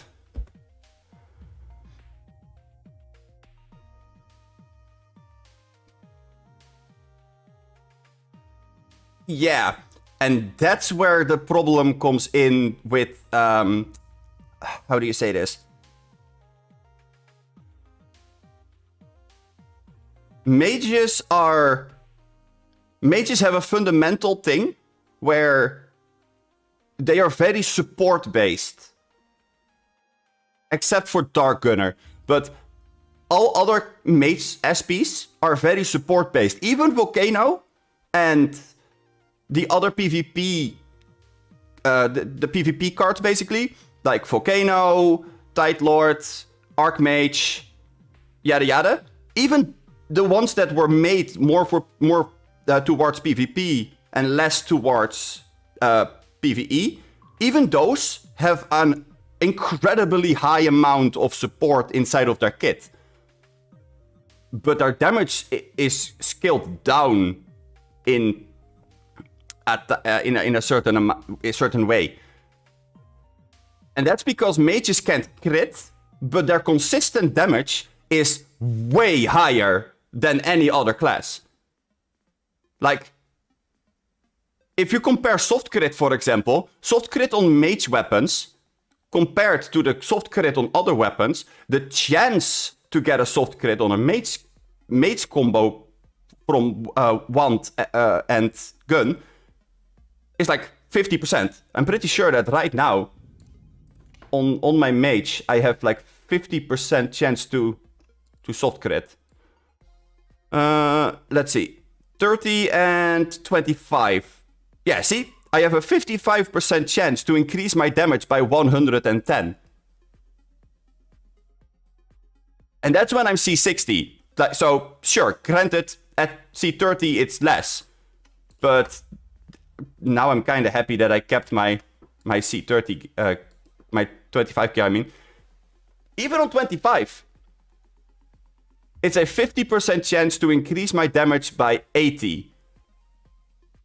Okay. That means that once every 2 attacks, my damage is going to be increased. Oh, hi, Yuki. If I have my attack increased by 80%, then my consistent damage will be very good. However, the burst damage that DH, for example, DH inside of Land of Life, if you have a mage and that mage is inside of Seer. Actually, I don't have a Seer because I absolutely despise the card, but let's grab this real quick. Where is Seer? Low Seer? There, Seer. Seer has like, if Seer hits a Blade Changer and it hits the weak dark energy, then they have a 50% probability that shadow attack damage is increased by 20%. Cool. That increases the damage of all dark element energy. Which means that if you have an archer in DH that has the 45 dagger,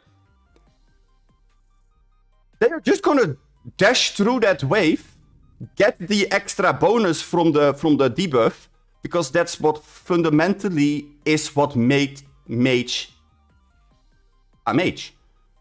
Debuffs, elemental damage, supportive stuff.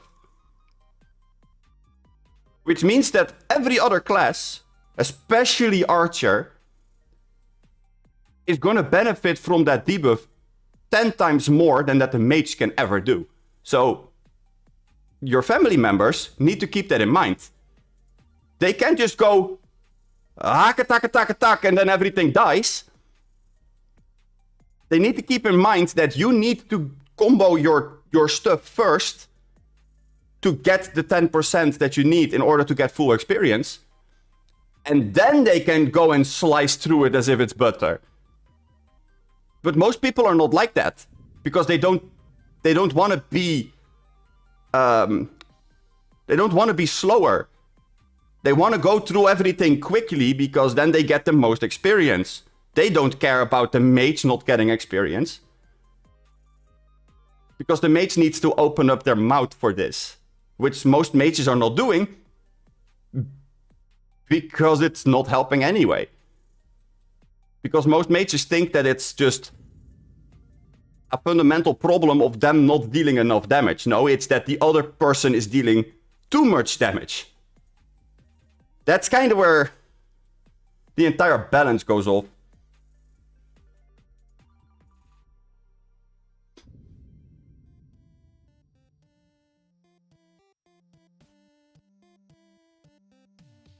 For example, I have a 40, 60 level archer with really good equipment on 25. 180, and still on Fairlawns I can deal more damage than some sucker with C60 equip. Well, I mean, yeah, but here's the thing. I don't even need this for it in that case. The reason why the C60 equip is so much better than the other equipment. That's actually a really simple explanation, because I just have to compare the orange stats with each other. Like, as you can see, my shells are not even all that impressive. Like, it looks like they're really, really quite something from just looking at how many stats there are, but it's not that impressive. But if you just look... C25 reduces the elemental's resistance by 21. The C60 wand reduces the elemental resistance by 30. That already means that 9% additional resistance is just gone. That's already a very big difference. And then over here, we have another 4% difference between the two. So that means that the difference between the C60, the C60 set and the C25 set is 13% resistance. That's a lot. Like, a lot. On top of the fact that the base damage is higher. And then you do need to keep in mind that this is an R7 and this is an R3. So the fact that this base damage is higher than the Hell Wand, which already has an incredibly high base stat, that says quite something. Quite something. The same goes for the gun, but I don't really care about the gun, so whatever. And on top of the fact that that's a thing, you also get 40 element energy extra from the wand and 16 from the gun.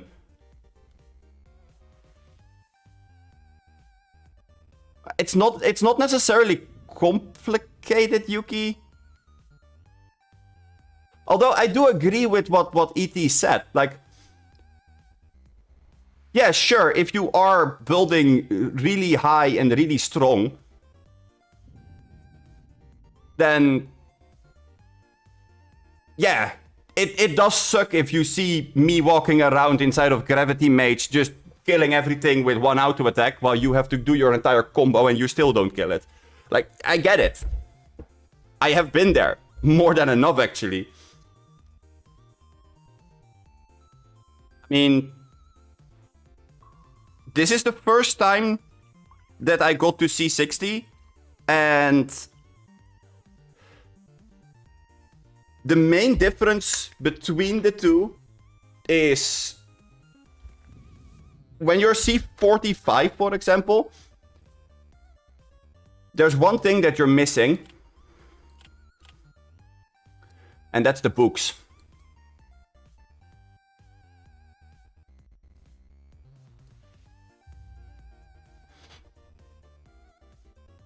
These 5 books. These 5 books are like the difference between day and night. Like, straight up.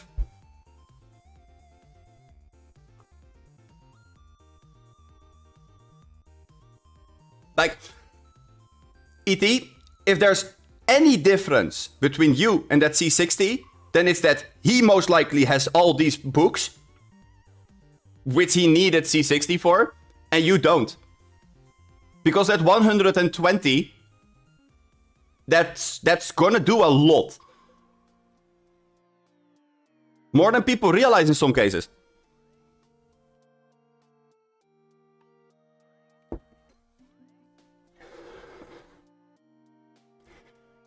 Because the 120... let's see, you were an archer.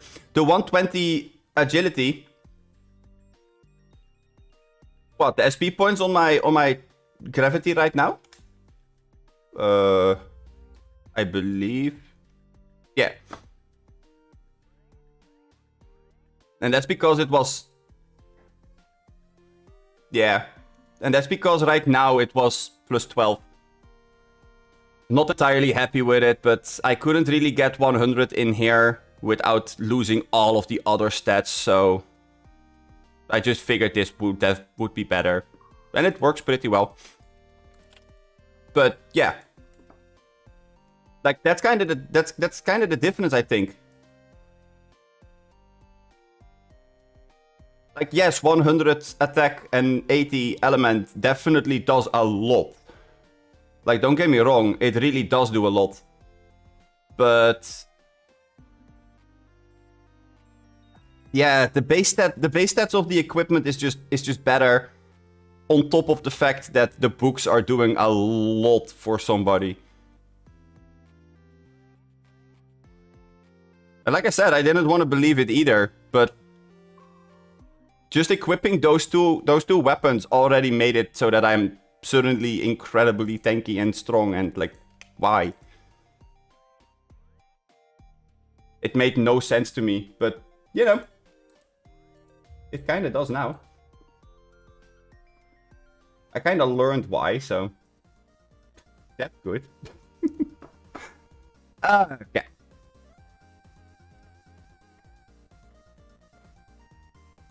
There we go. Da, da, da, da, da.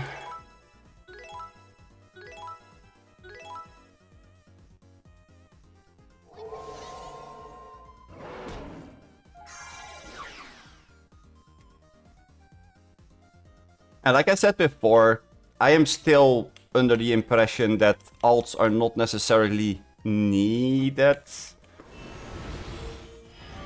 Like, it's not a situation of life and death. Like, if you don't have alts, then that's okay. You don't need alts. But alts definitely make it easier. And the thing that ET said all the way at the beginning... Yeah, that's definitely something that I have been annoyed with as well. Because... the game used to be a team-oriented multiplayer. And now we suddenly are missing the entire multiplayer aspect of the game. For whatever gosh darn reason. Which definitely, I have been annoyed with it for quite a while. And then I just gave up. Because the GMs and the developers just added more and more and more stuff to the game that made it very clear that they were not agreeing with it either. I mean, take the new raid for example. Take the Escobar's raid. I've heard that you can't clear that with alts. Ever. I mean, to be fair, they can't even clear it without alts.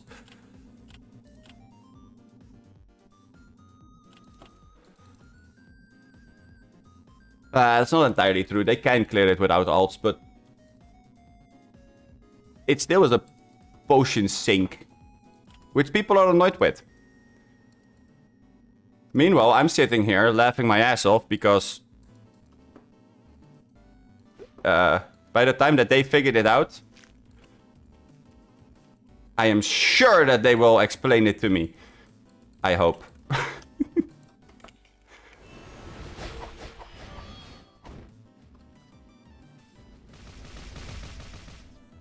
Because honestly, I don't think that that raid should be all that difficult, as long as you have enough people that all play.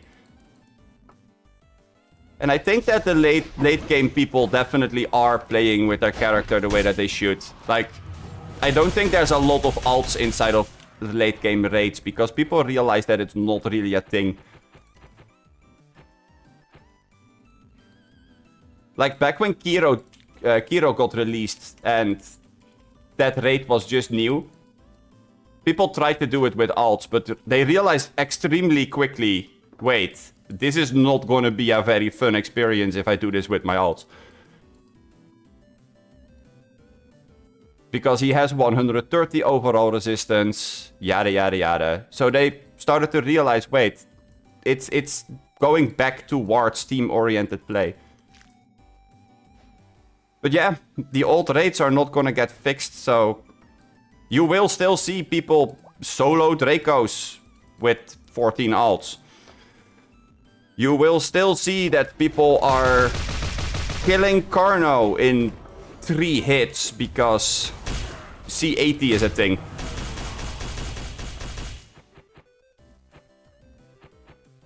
That's still gonna happen. You can't really do a whole lot about it. Especially if you keep in mind that over the course of the time, the game did evolve. Like, back in the day, it didn't have that much pay-to-win aspects to it. Like, there was definitely pay-to-win. That's for sure. But less, I guess. It mainly was just people playing together, clearing QB raids. Like, I'm not sure if you guys remember the time where QB raid used to be the one raid that everybody was excited about.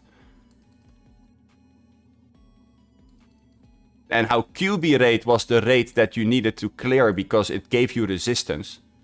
And only the rich people could afford getting the resistance from QB raid. But I'm pretty sure that time has been long since gone.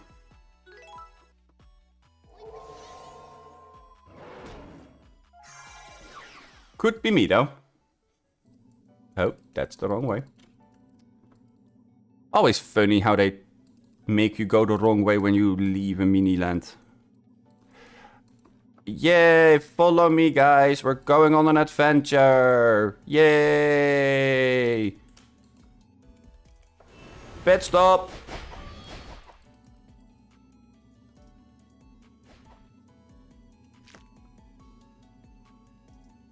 Why is that dog so slow?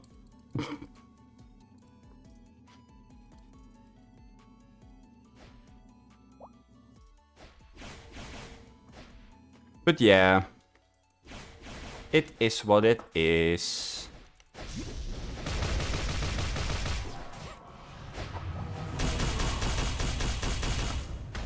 I mean, like I said before, I kind of gave up on bitching about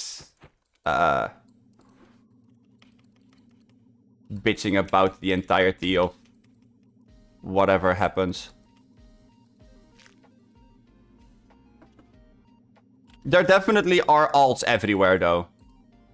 Like, the title of the stream definitely was not a lie. It really is alts everywhere.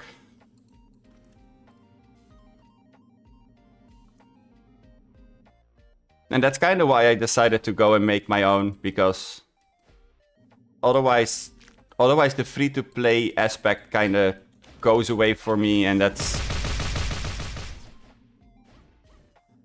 would be a little bit disappointing. Because I like Nostale. I really love playing Nostale. It's amazing, but I just don't know if it's worth playing Nostale if I have to spend my entire life savings on it. Wait, he survived? What? How? I must have missed him with like almost half of the skills.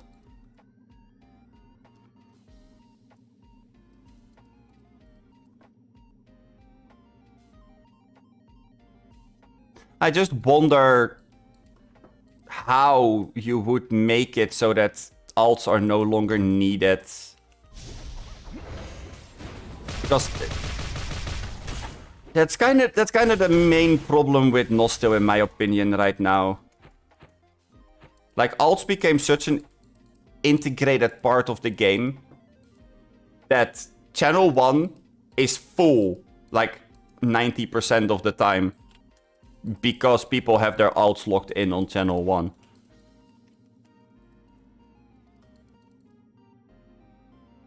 Like, if you walk through Nostale, Most of the people that you see sitting there are gonna be alts. It's as simple as that.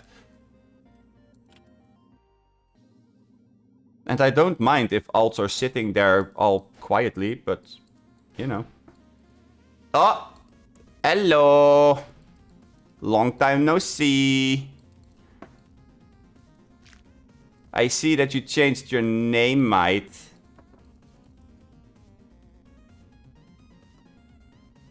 Did we start the streaming pad as well?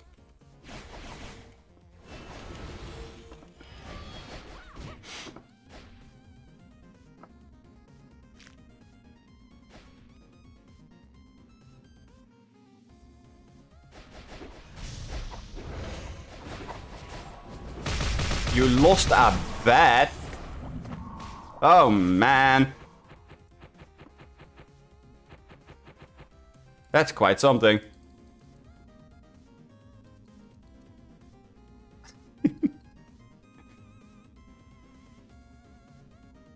The little owl is amazing. Ooh, is that a shadow that I see? I already tried to see if my alts were strong enough to get stuff as well, but I don't get rewards with them right now, so not even gonna try to attempt it.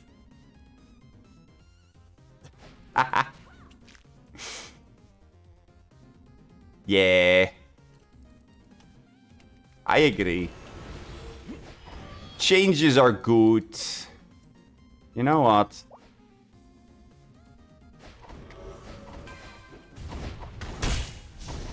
Hello.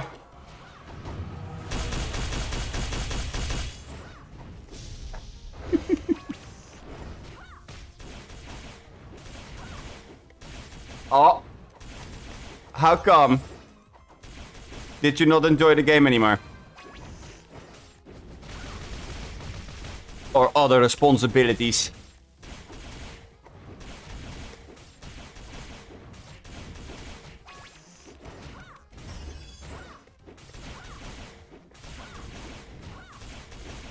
Where's the sunflower when you need it?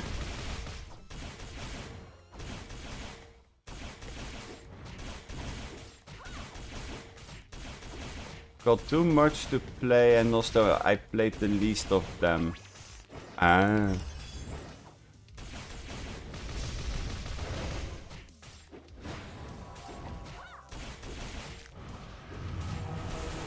I see. The shadow doesn't want to die. Kinda mean.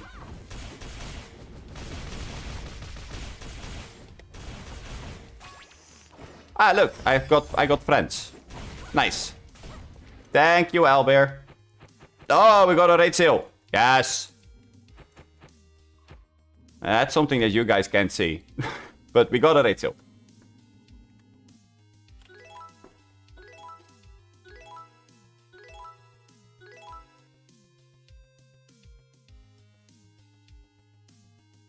Okay. I can respect that, sure. That makes sense.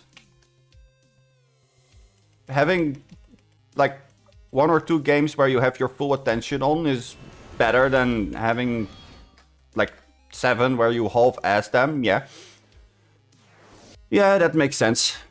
Actually, let's go back because all of this is going to respawn. Whoops.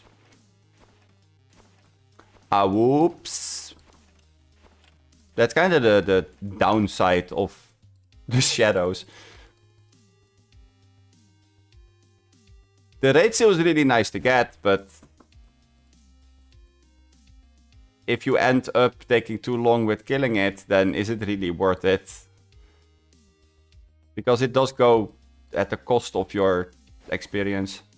Talking about experience, I completely forgot to activate a new blessing. That's a thing.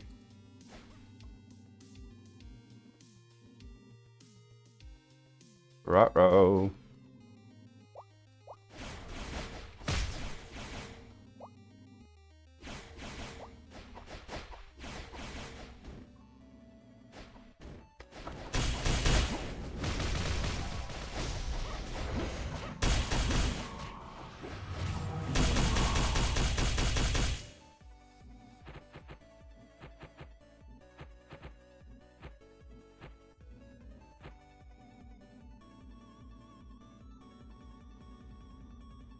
I'm glad to hear that you're having fun.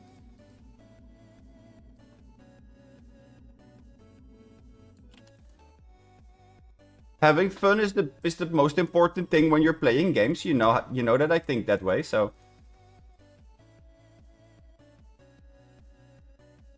I rather know that people are having fun than that they're trying to play a game that they think other people find fun and play it for them. Like, that honestly never made sense to me. If you play a game, play it because you find it fun, not because somebody else thinks it's fun.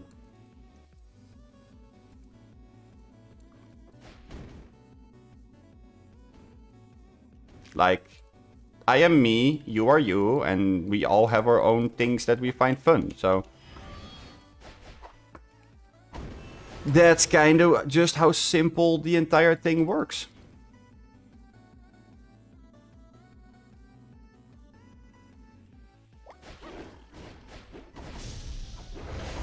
Wait, hold on, I will read what you were saying in a sec. I need to go and kill this first.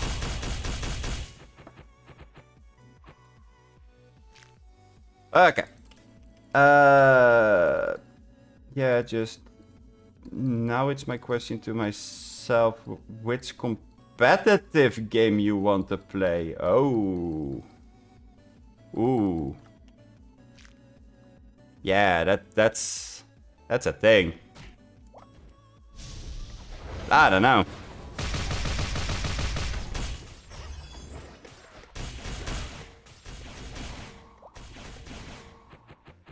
I'm more into the relaxed games where I can just sit back and enjoy myself.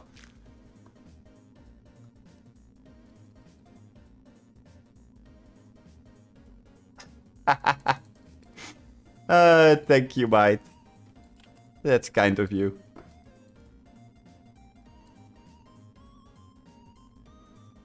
You're always welcome to come say hi, obviously.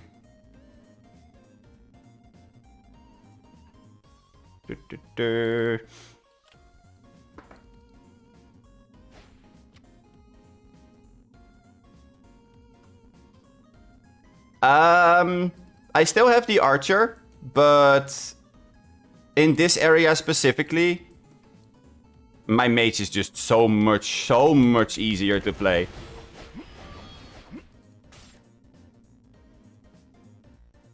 The gap that was in between 81 and 85 for my archer, for the main quest, that gap is just...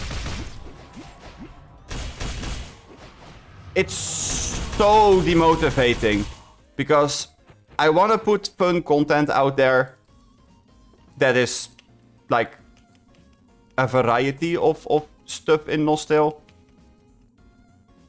So, like, doing the main quest, for example, was one of the things that I was really excited about. But then having that gap made it so that I had to go and basically I needed to grind so much that it didn't feel worth it. But as you can see,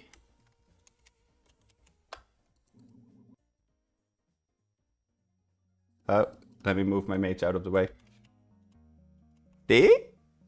He's still there. He still exists. He's still alive and kicking. So, yeah, it's basically as what you just said. I'm still gonna use the archer at some point, but I'm gonna be playing with my mates right now, building alts, because DeathsVow is the character that I use for streams usually. So just making alts right now for outside of the stream gameplay.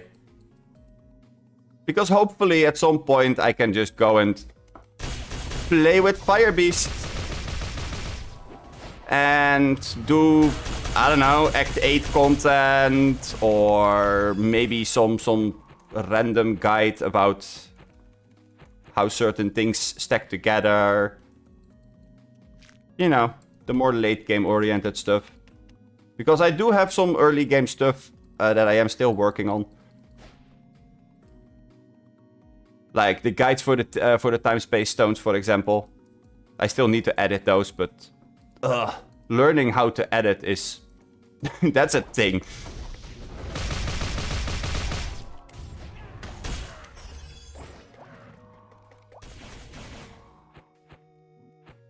Because I really still do like streaming. It's just that the entire grind to get my archer to 85.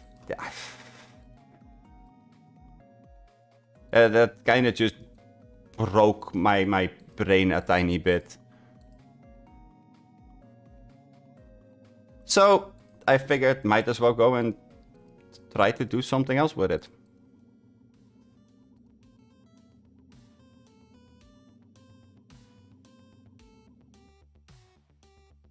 Oh no, I mean, I'm not gonna focus on making it max level on stream.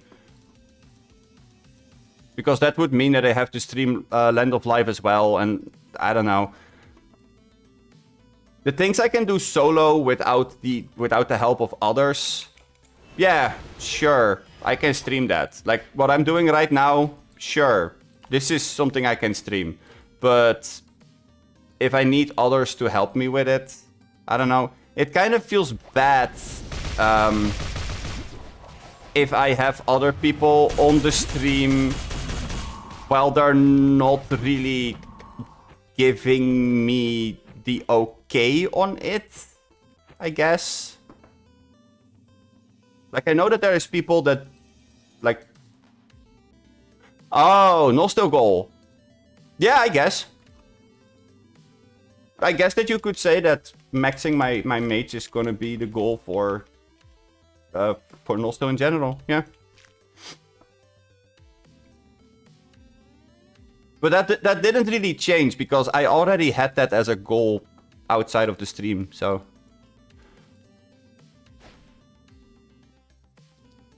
Like, starting from scratch with the archer basically had the purpose of getting Wildkeeper buffs for use when I am using my mage, so... Oh! Hey, Scandal!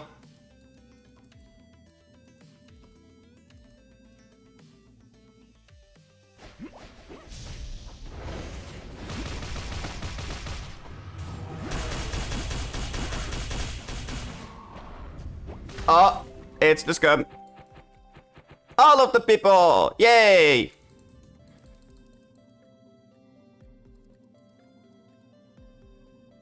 And yeah. Yeah.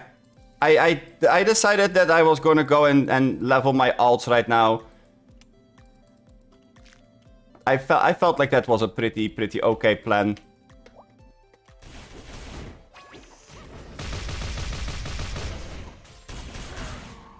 A very wise person told me that people were here watching the stream because they wanted to watch me, not because they necessarily liked to play Nostale. So, or that they were interested in what I did, I guess.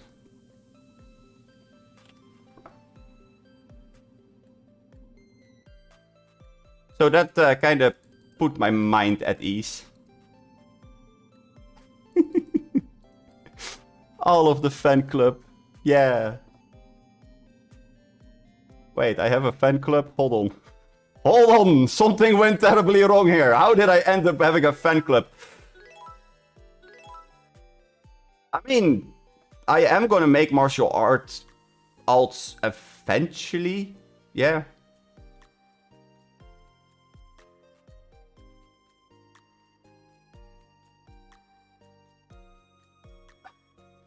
Oh man, keeping up with chat is hard if you're paying attention to your buffs as well.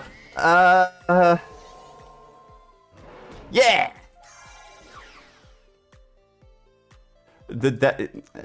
Yeah. So Might, how do you like it being part of the death squad?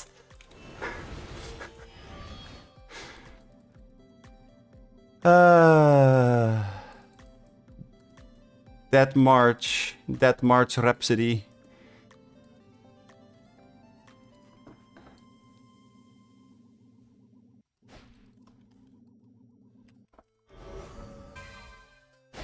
To be fair, on the Discord server that I'm making, the basic thing is like the basic rank is like mortal soul, and then one step above it you have I believe it was Reapers. I still need to make a verification system for YouTube though, so that people can actually automatically get their rank based on what their thing is on YouTube. Like if they become members eventually, then they get a certain rank, yada yada. So I'm still working on that. You want to be a what now? A pitch worker?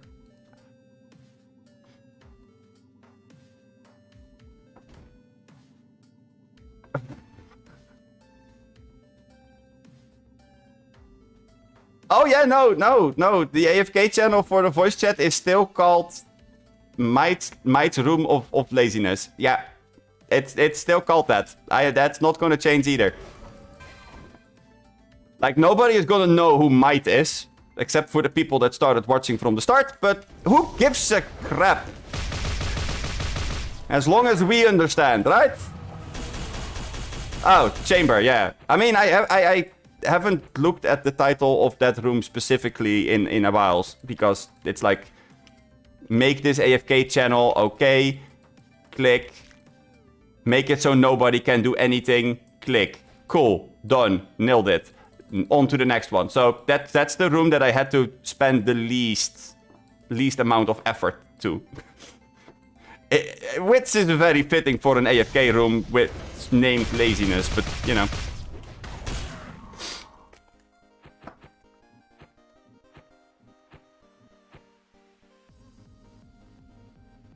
Wait, you're gonna be AFK inside of there 24/7. Well then. Good luck, Discord. There goes your bandwidth.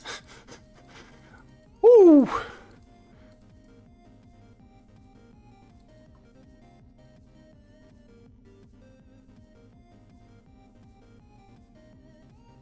But yeah, okay, so Scum wants to poke people.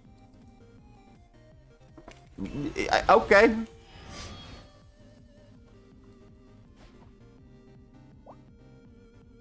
Right. You need to live up to the expectations. I get it.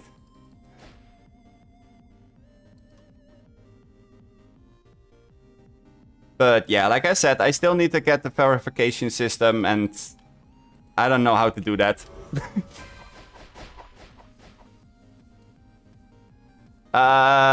Scum?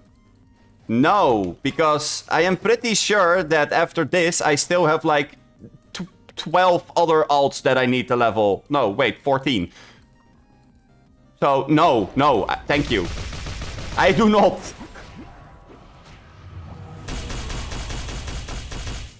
I don't, nah, but for real, dude, I don't have the oils for it. I can't even level all my alts just yet.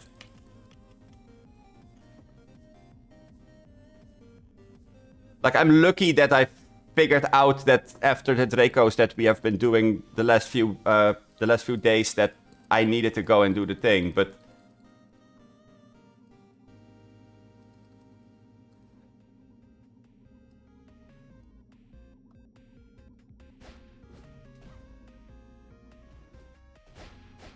well, I mean, yeah.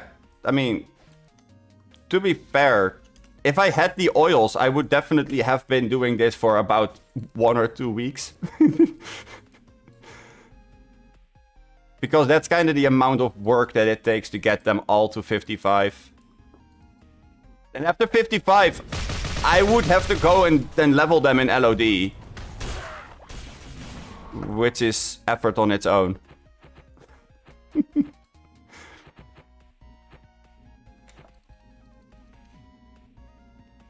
And then to think that I kind of still don't agree with alts in general.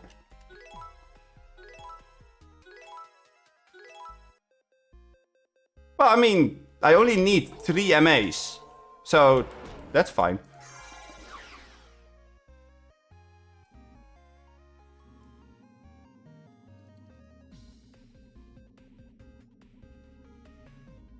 Oh no, I don't mind putting effort into it.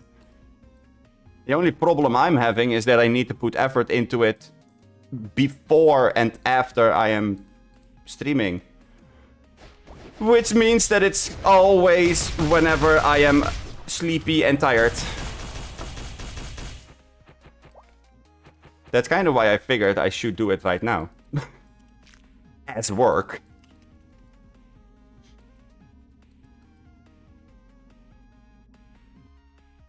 But yeah.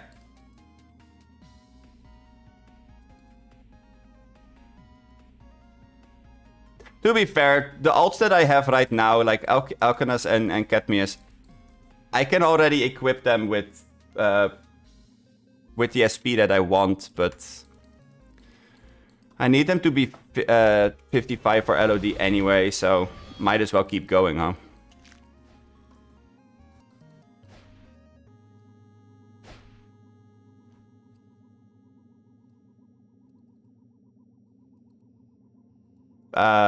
Do we? Or I just solo Draco from now on, and then you guys are gonna miss my damage.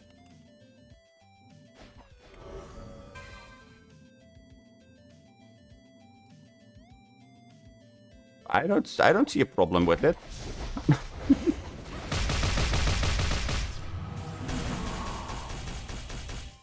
Nah. Like I said before as well, like what I said to ET, for example, I really miss the entire team aspect of Nostale. It used to be a very big team-oriented game where every single raid was forced to have at least one of the following SPs. Warrior, Holy Mage, Wildkeeper, Berserker, and Crusader. You almost always had at least one of each. But then eventually, people kind of just went like, oh, well, I can also just go and solo it. Because I'm strong enough now. And if that's a possibility in the early game, then hey, you know, fine. Yeah, exactly. Now you are every single one. And honestly, I think that it's kind of lame.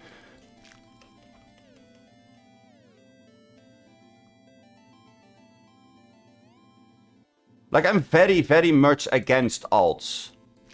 But I also don't want to pay way too much for whatever I need to get, so that kind of put me in a little bit of a bind, because at one hand I want to say no to alts because, you know, I don't want alts. At the other end I'm like, yeah, but if I don't make alts, then I'm gonna be left behind by the people that do make alts, and then what do I get?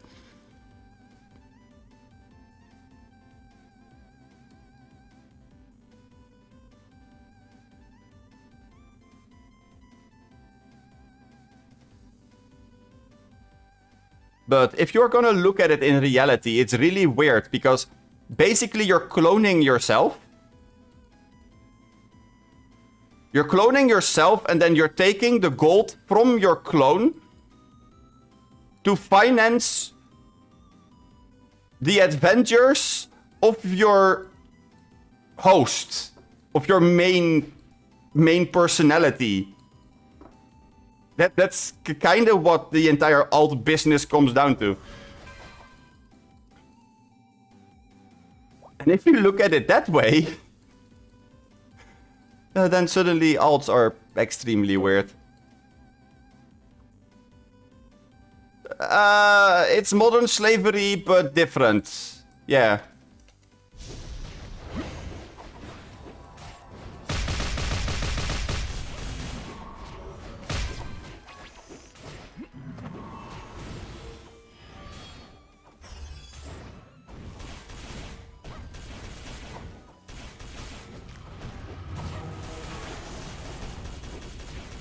Because it's not exactly modern slavery either.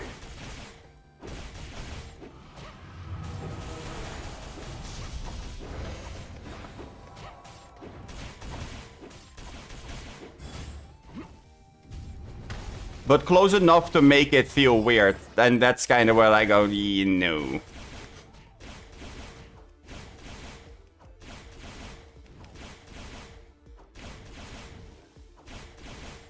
Like, I've always said it, like, I don't mind alts for buffs. If you want them for buffs, then, you know, hey, it's not my first choice to do it that way, but fine. If that's your choice, then that's your choice. But there's people that use them inside of raids, and that just takes away the entire vibe of it's a team game. Then suddenly it becomes who has the most money in order to get the most alts within the littlest amount of time, like the smallest amount of time. That's just wrong. And that's kind of why I was like hesitant to make more alts that can join Draco. Because if anybody that points a finger at me saying, but you are using them inside of you are using them inside of Draco yourself. Yeah, I did. I am using them inside of Dracos, and honestly, I'm not sure if I'm happy with it, to be fair.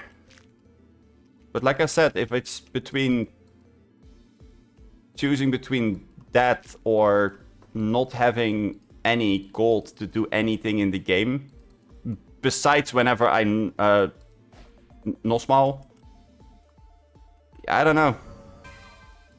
Then I do think that I prefer picking the alts over Nostmaling my entire life savings. I know. Shocker.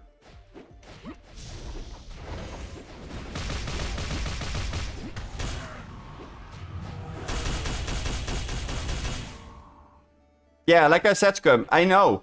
I am using them inside of Draco myself, but that's exactly why I already said, like, people that would give me that argument are definitely right. I don't have a single leg to stand on whenever they are throwing that in my face.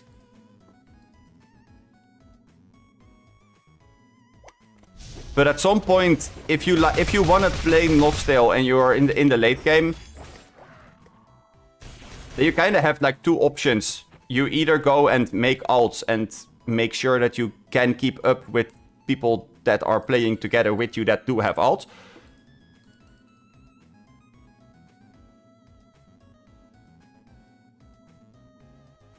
Or you look for friends that don't use alts and then there's nothing to keep up with.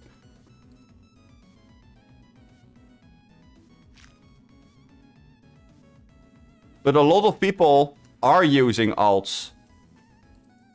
Or I mean, I guess there is a third option, theoretically.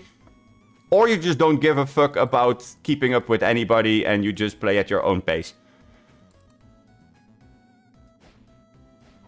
If you're strong enough to do that, then I swear, I am impressed.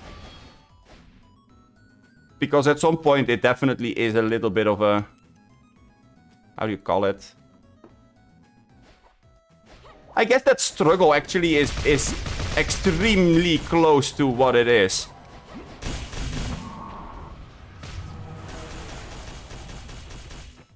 Because if you are friends with me, for example, and you don't have alts, and you just start playing the game.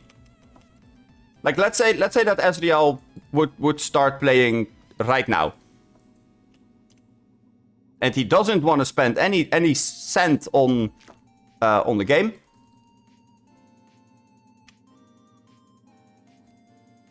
So, yeah. And yes, it definitely will hurt if you struggle. Yeah. Yeah.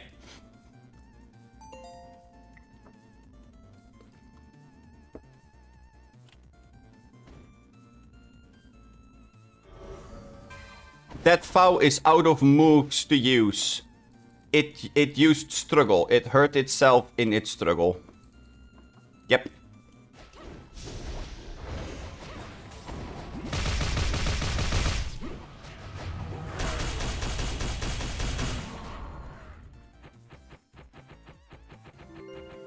Ooh, flower. Nice.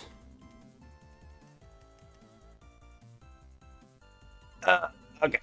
Hold on. Can't be used because of bad effect. Okay, fine. Whatever. I'll be back in a second.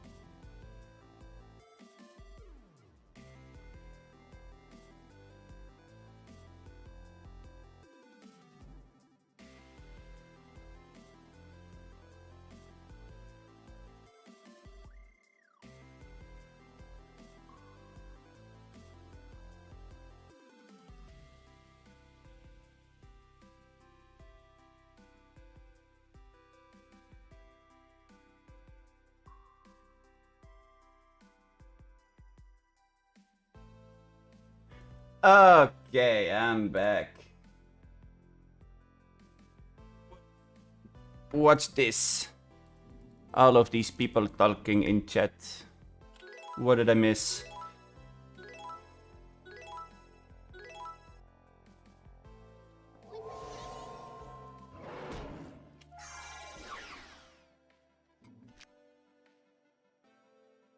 Ah, I see.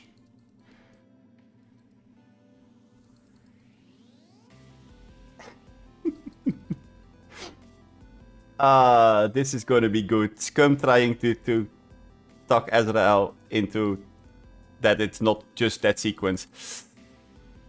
Whew.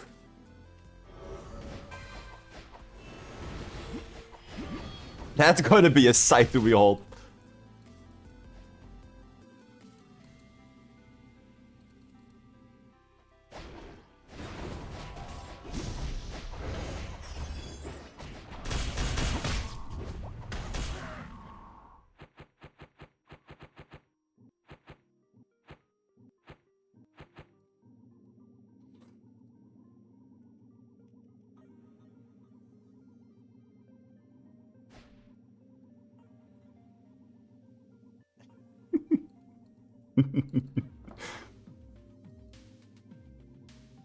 I mean, Scum, there's one thing that you have to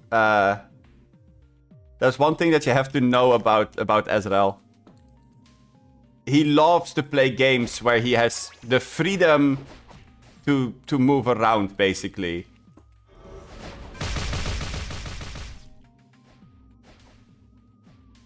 Azrael is one of those players that is really big on skill expression.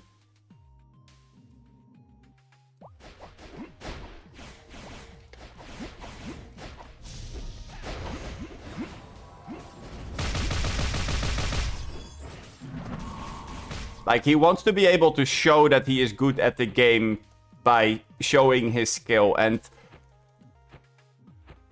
if you just have to press like 4 buttons, then yeah. Does that really scream skill expression to you?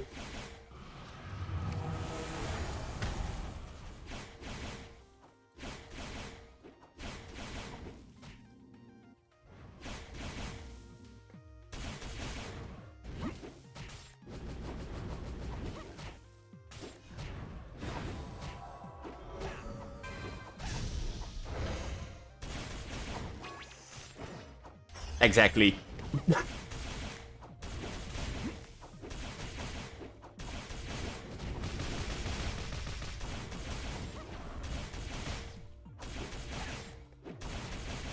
But even then, there's not exactly something that we could call skill expression in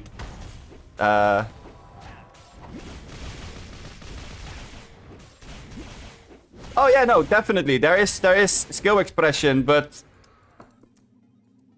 I don't think the skill expression is in the sense where I would place you, Azrael.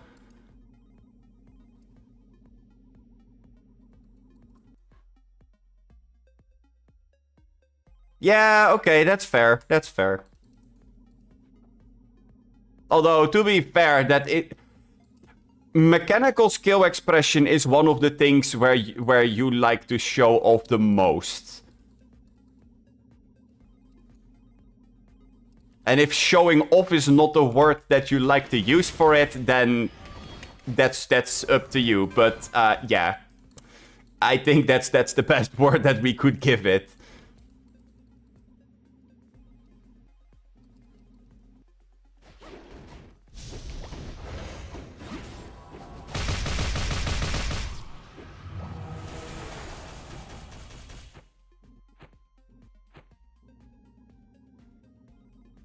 Oh no, I know, I know.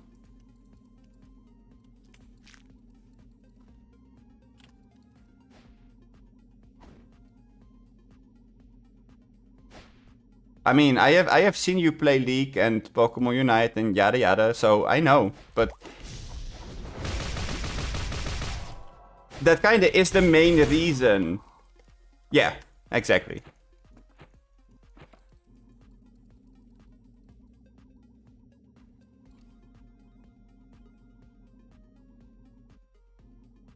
It definitely is one of the main reasons why certain aspects of certain games are like, I don't know, the most boring puzzles to you ever, because you already figured them out.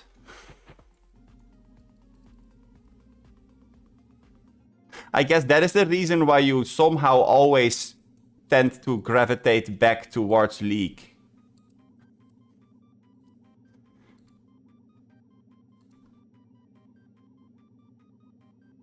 Because League doesn't have it that black and white, like...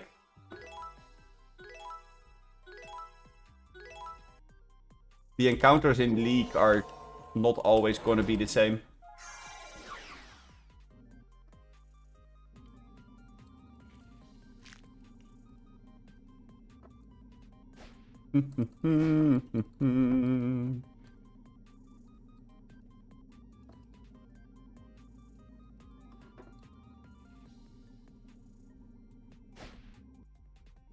Yeah. That sounds definitely like Red Mage. Red Mage goes tick tick tick tick tick tick tick tick tick tick tick tick.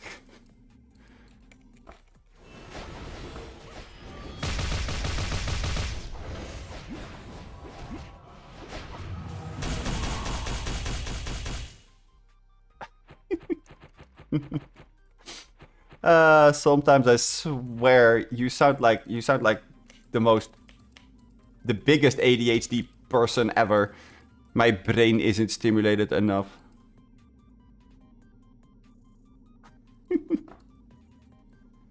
That's such an ADHD thing to say.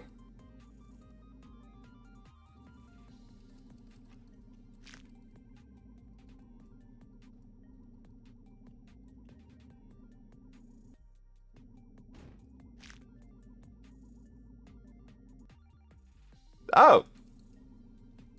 Okay. Interesting.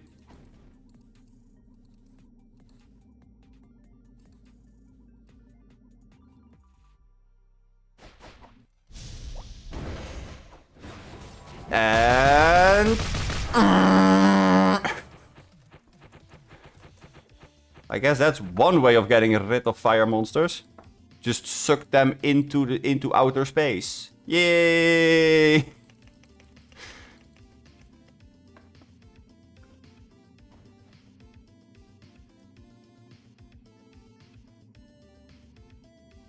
I mean, maybe that tomorrow during this stream I might go and do this again, but with different alts.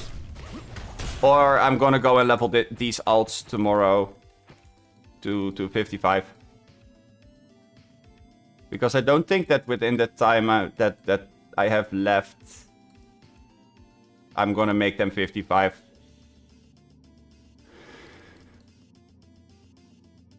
That's gonna take too long.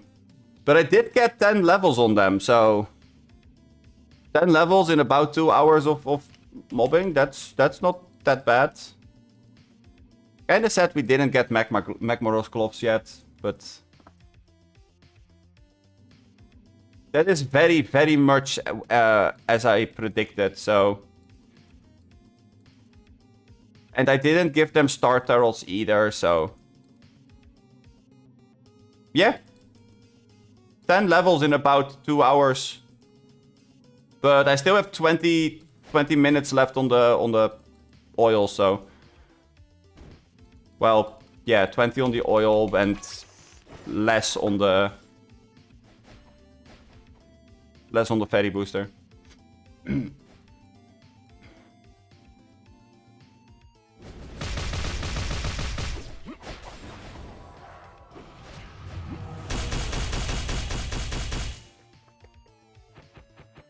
Yeah, but don't forget, I get interrupted.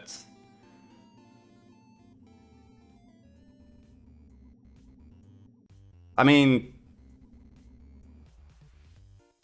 I get interrupted by people that are asking me things, like I am explaining things to people.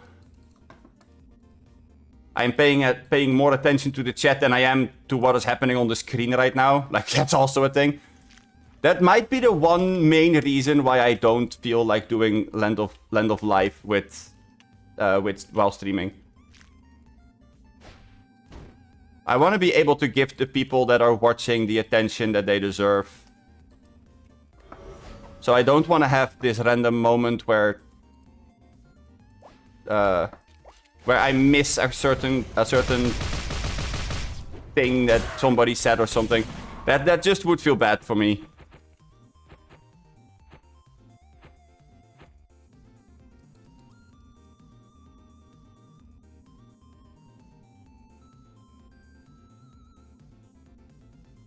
Well, no, because that would mean that I would need both maps and the other map was taken.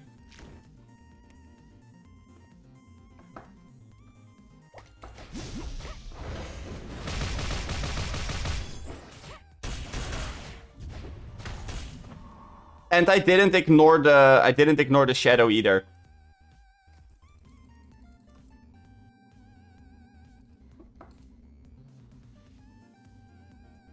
Oh, you mean that now that I cleared it over here, I would teleport back to my alts and then walk from my alts back to down there. Yeah, I guess I could have done that. But that would cost a lot of wings. So I'm not really seeing the benefit from it. Because with the speed that I am clearing them with... I mean...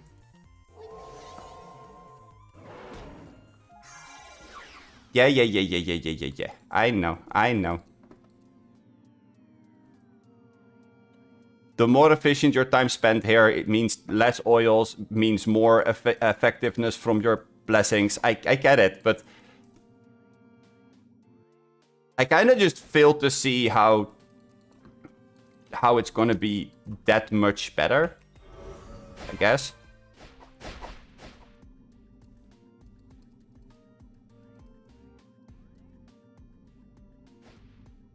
Like, I get it, but I kind of don't get it.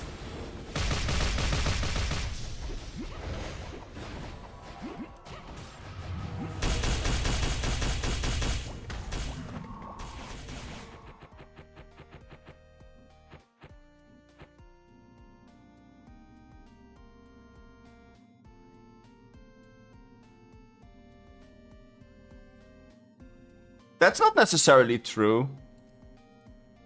I mean, they come up right about the time when I'm done with the other, so... I mean, sometimes I'm so quick that they didn't even respawn yet. So this kind of worked for me. The only problem is that the bleed is a little bit annoying. Come back here, you doggo. And you as well. Where do you think you're going? Come back here.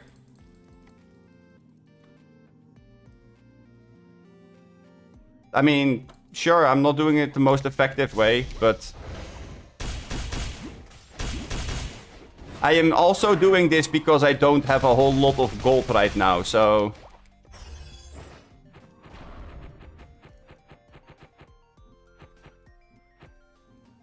This is the poor man way.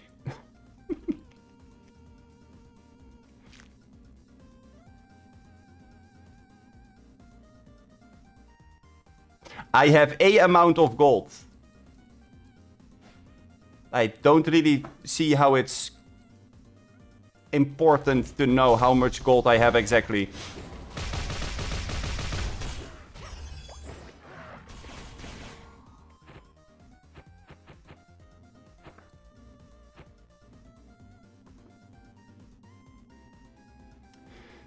La la la.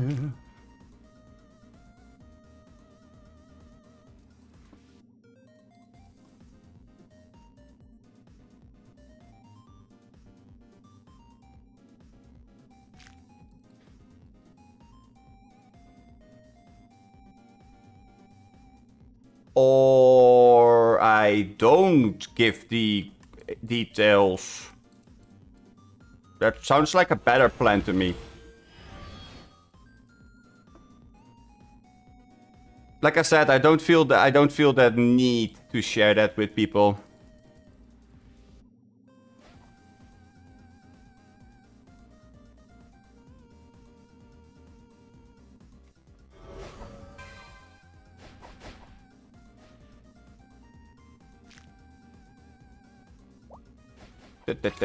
Come back.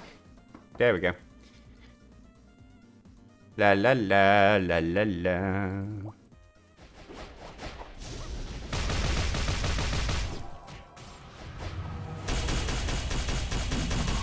Bop. A stone to the face. Oh.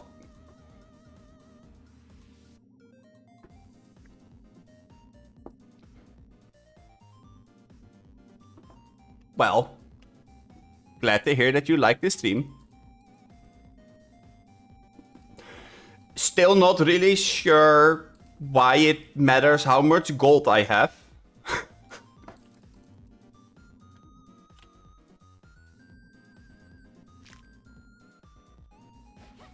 Or why you would think that I would give anybody my account information.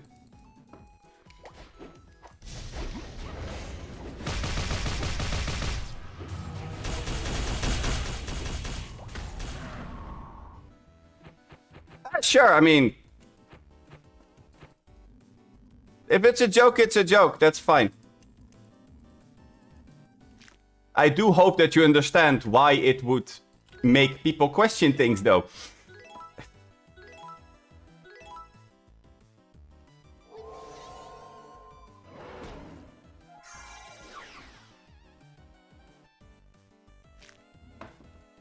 Those things, while I'm streaming, are gonna be taken serious. So that's just a warning for the future.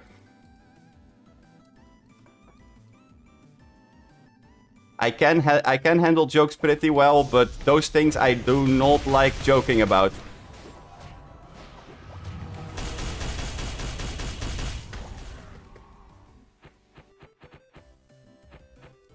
Ooh, wait, I'm not bleeding this time.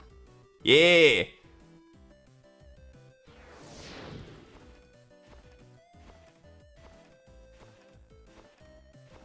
Oh, hello, Arabian Prince. What can I do for you?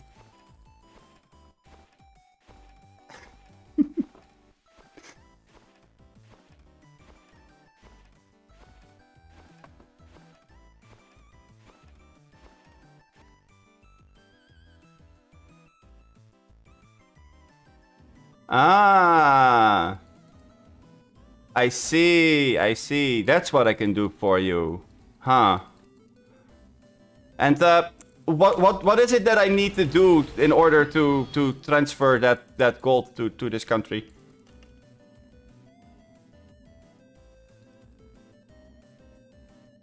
Oh, Arabian Prince, come. Please, do tell. Oh, wait, there's a shadow! Whoops! Yeah, okay.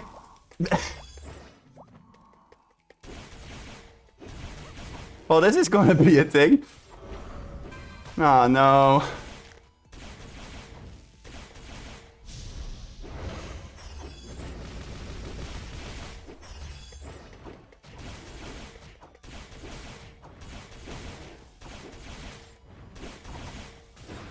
Oh, here we go. What is it that I need to do? Oh, Arabian Prince of mine.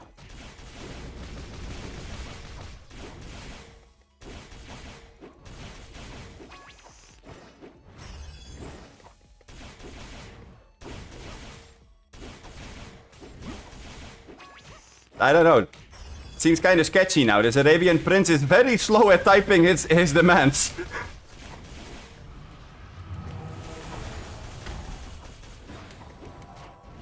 Ooh, severe.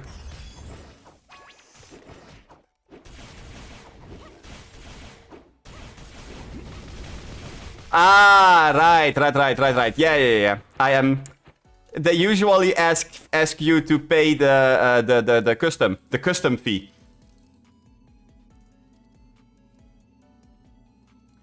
They ask you for money so that they can pay the custom fee, so that they don't have to do it because that's going to be sketchy, and then the government is going to find out, yada yada yada. And then they expect you to be like, oh, this prince has like millions in gold and asks me to pay 1,000 in custom fee because he is too poor to pay himself. Wait, what? Hold on, what? Oh, man. Those scams are hilarious. Although, the fact that there is people... The fact that there are people that actually buy into it is like... mind-boggling to me sometimes.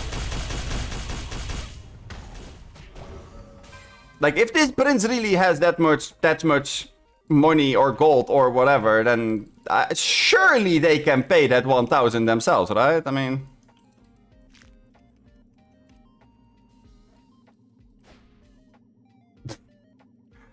Oh, man. Buy my plane ticket. I will bring it myself. Yeah. So, about that.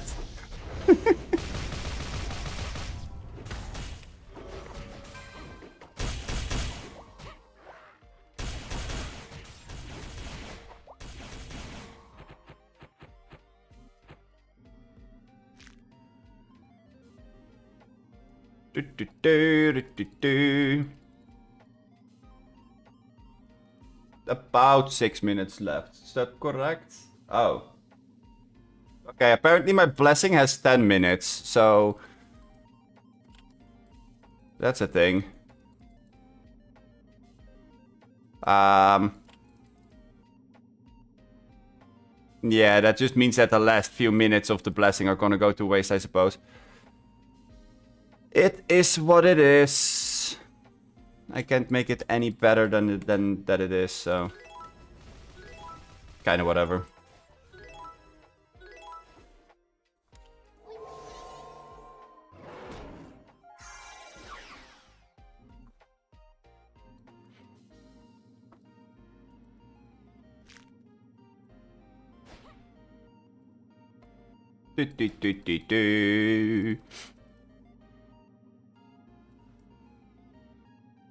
I completely forgot what job level I need to be to wear Dark Gunner.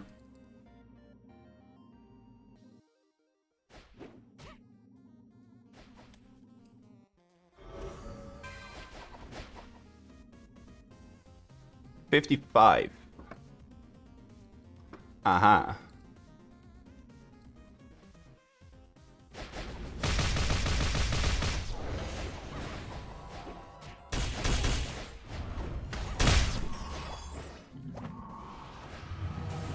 55 is not that bad.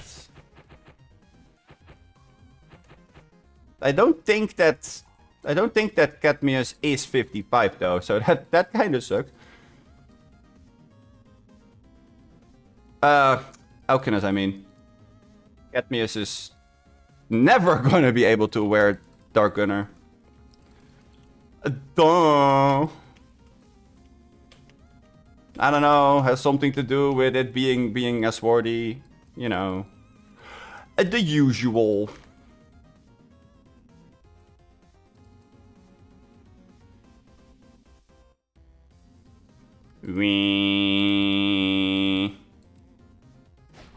Doggos? No, no, no, no, no, no.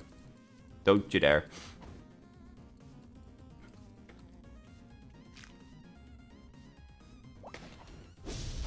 Whee! Wow.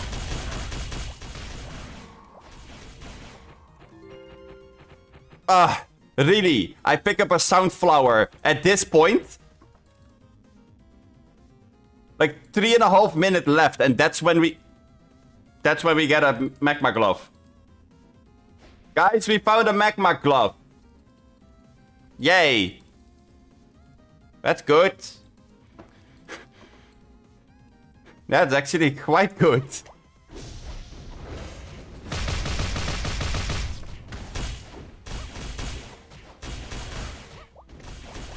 That will give some nice defenses to our Akhenaton once I can get a good enough set for it. Like,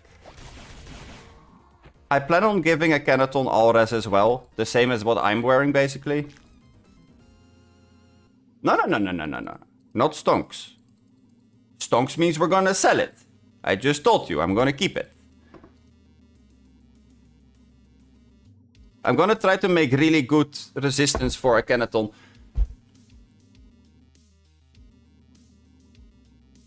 Because right now it's wearing the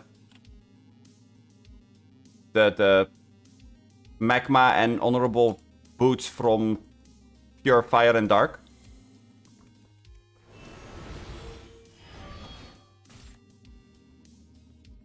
But that's most likely gonna become overall.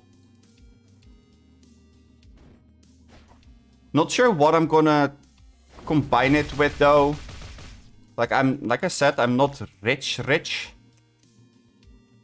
Like I have gold, but enough to survive. Not to create masterful plans with.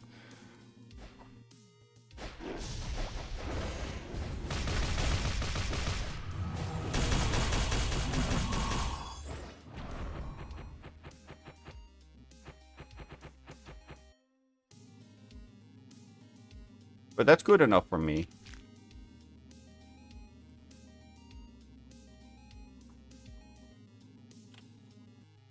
Scum desperately trying to convince me to sell them because money.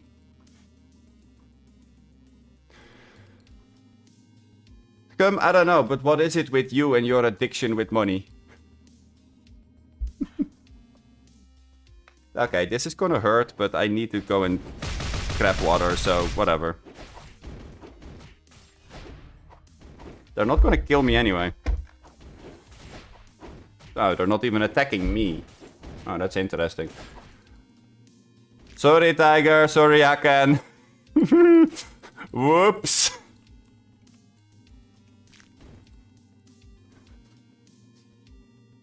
Oh, you never seem to have enough gold. Yeah. I know that feeling.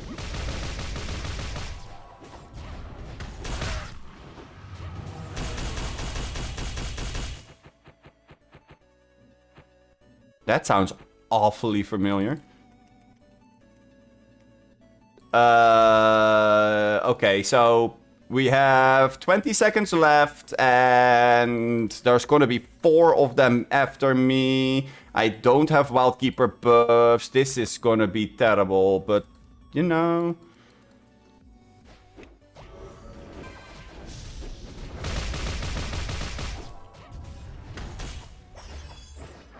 Or we just killed that. Wow, that timing was amazing.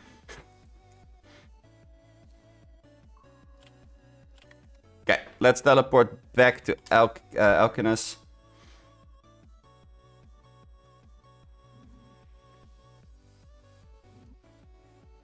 Look, Mom, I'm burning in hell!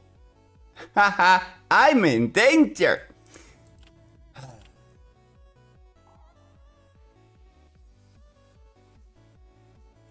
Okay.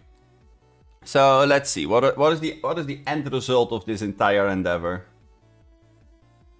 Let's have a little bit of a look-see, shall we? Okay, so we got job 50 with level 51 on the Alcinous. That's pretty good. That's pretty good.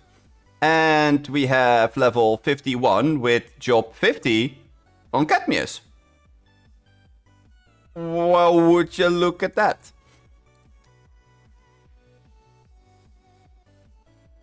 That's definitely pretty decent. Especially if you keep in mind that I have been a little bit distracted throughout the entire thing. And I possibly could have done another hour. Like, if I had everything set up before I started the stream, I could have done 3 hours. And I think that a third hour would have gotten them to 55. But that's kind of whatever. I mean, this already was fast enough.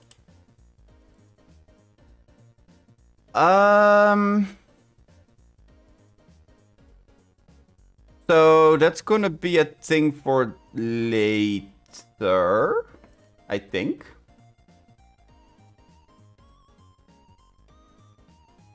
So I'm gonna put those back where they were. Because for now that's good enough.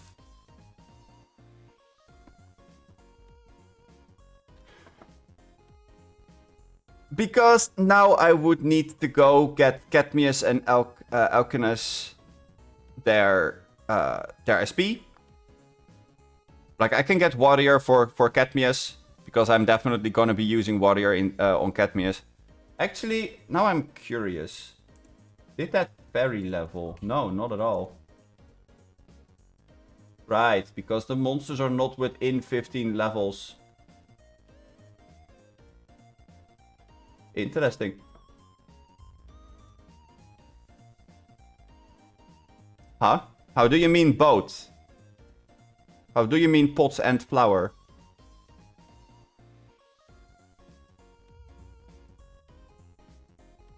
That confuses me.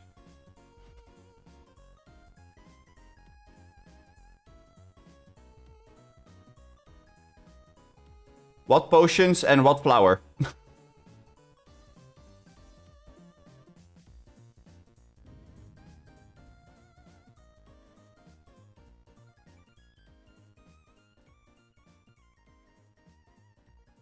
Oh, you mean for oil? Yeah.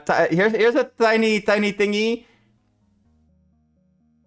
The fire resistant potions, the quest for those, it's not worth it. Because you're gonna use oils in order to clear those quests. So no matter how you look at it, it's not worth it. Because you basically get your oils back. In a sense.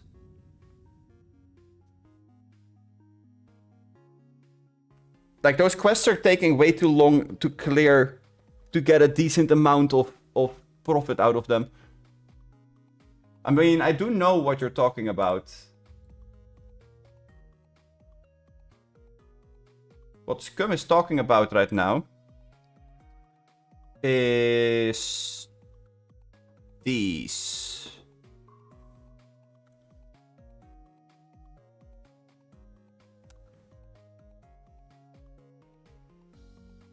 You have to collect Flame Giant's hearts, which has a 0.5% chance to drop, or you have to get Valakat Egg, which has a half a percent chance to drop. You get normal experience from it, which I don't have any use for whatsoever, because I already am level 99, so that's kind of whatever. and you get 10 heat-resistant potions. However, it is gonna cost you about 10 oils in order to get this one done or this one done. So I personally don't really see any reason to do this except for when you need the experience. Because this quest basically refunds your effort. Because it's a 10-minute ice flower effect, just like the ice flower oil. You get a random one out of either one of these. I believe. I don't think you can do both of them, but still. Not exactly worth it. And besides that, the dailies are the ice flowers, which gives you the ice flower oil that I had before.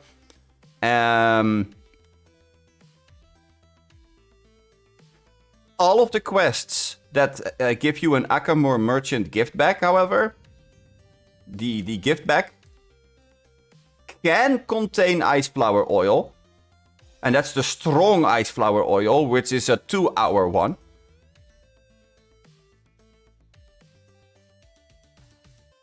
Which immediately puts you to the maximum time that you can spend on it. But usually, if you open these, you get gemstones, groundwater,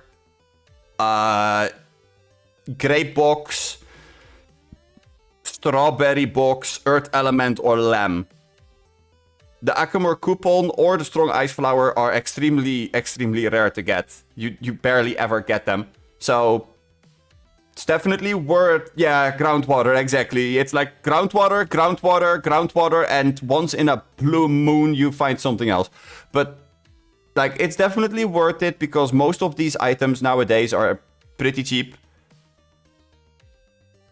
Except for the silver coins, I suppose. The silver coins are not cheap because you can't trade them. But, like, broken relic pieces are not really expensive. But, yeah. And you get a random one. That's kind of the thing with these quests. You get a random daily quest from one of these. Which gives you a coupon, gift bag, experience, and parchment scroll.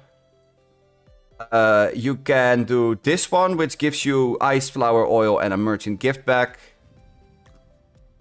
You can do this one, I suppose.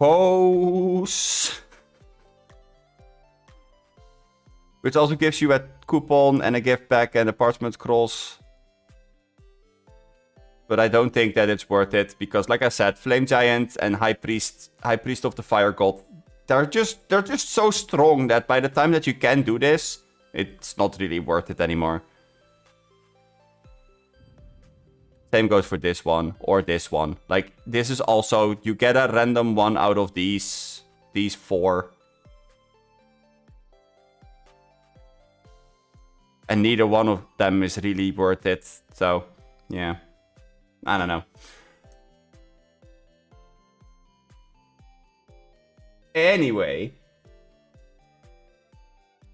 That was all the fun that I'm gonna have for today.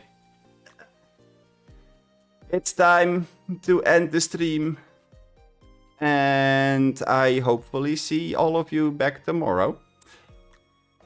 I most likely will go and try to get Cadmius and Alcinous to 55. So that I can bring them to LOD at some point. And after that, I'm gonna drag the other 2 alts into the volcano, where they can burn for all eternity. Sounds like a pretty good plan to me. And with that, I'm gonna end the stream here. So again, thank you all for watching. Hope you all have a very good day. And I will see you all tomorrow again. Bye-bye.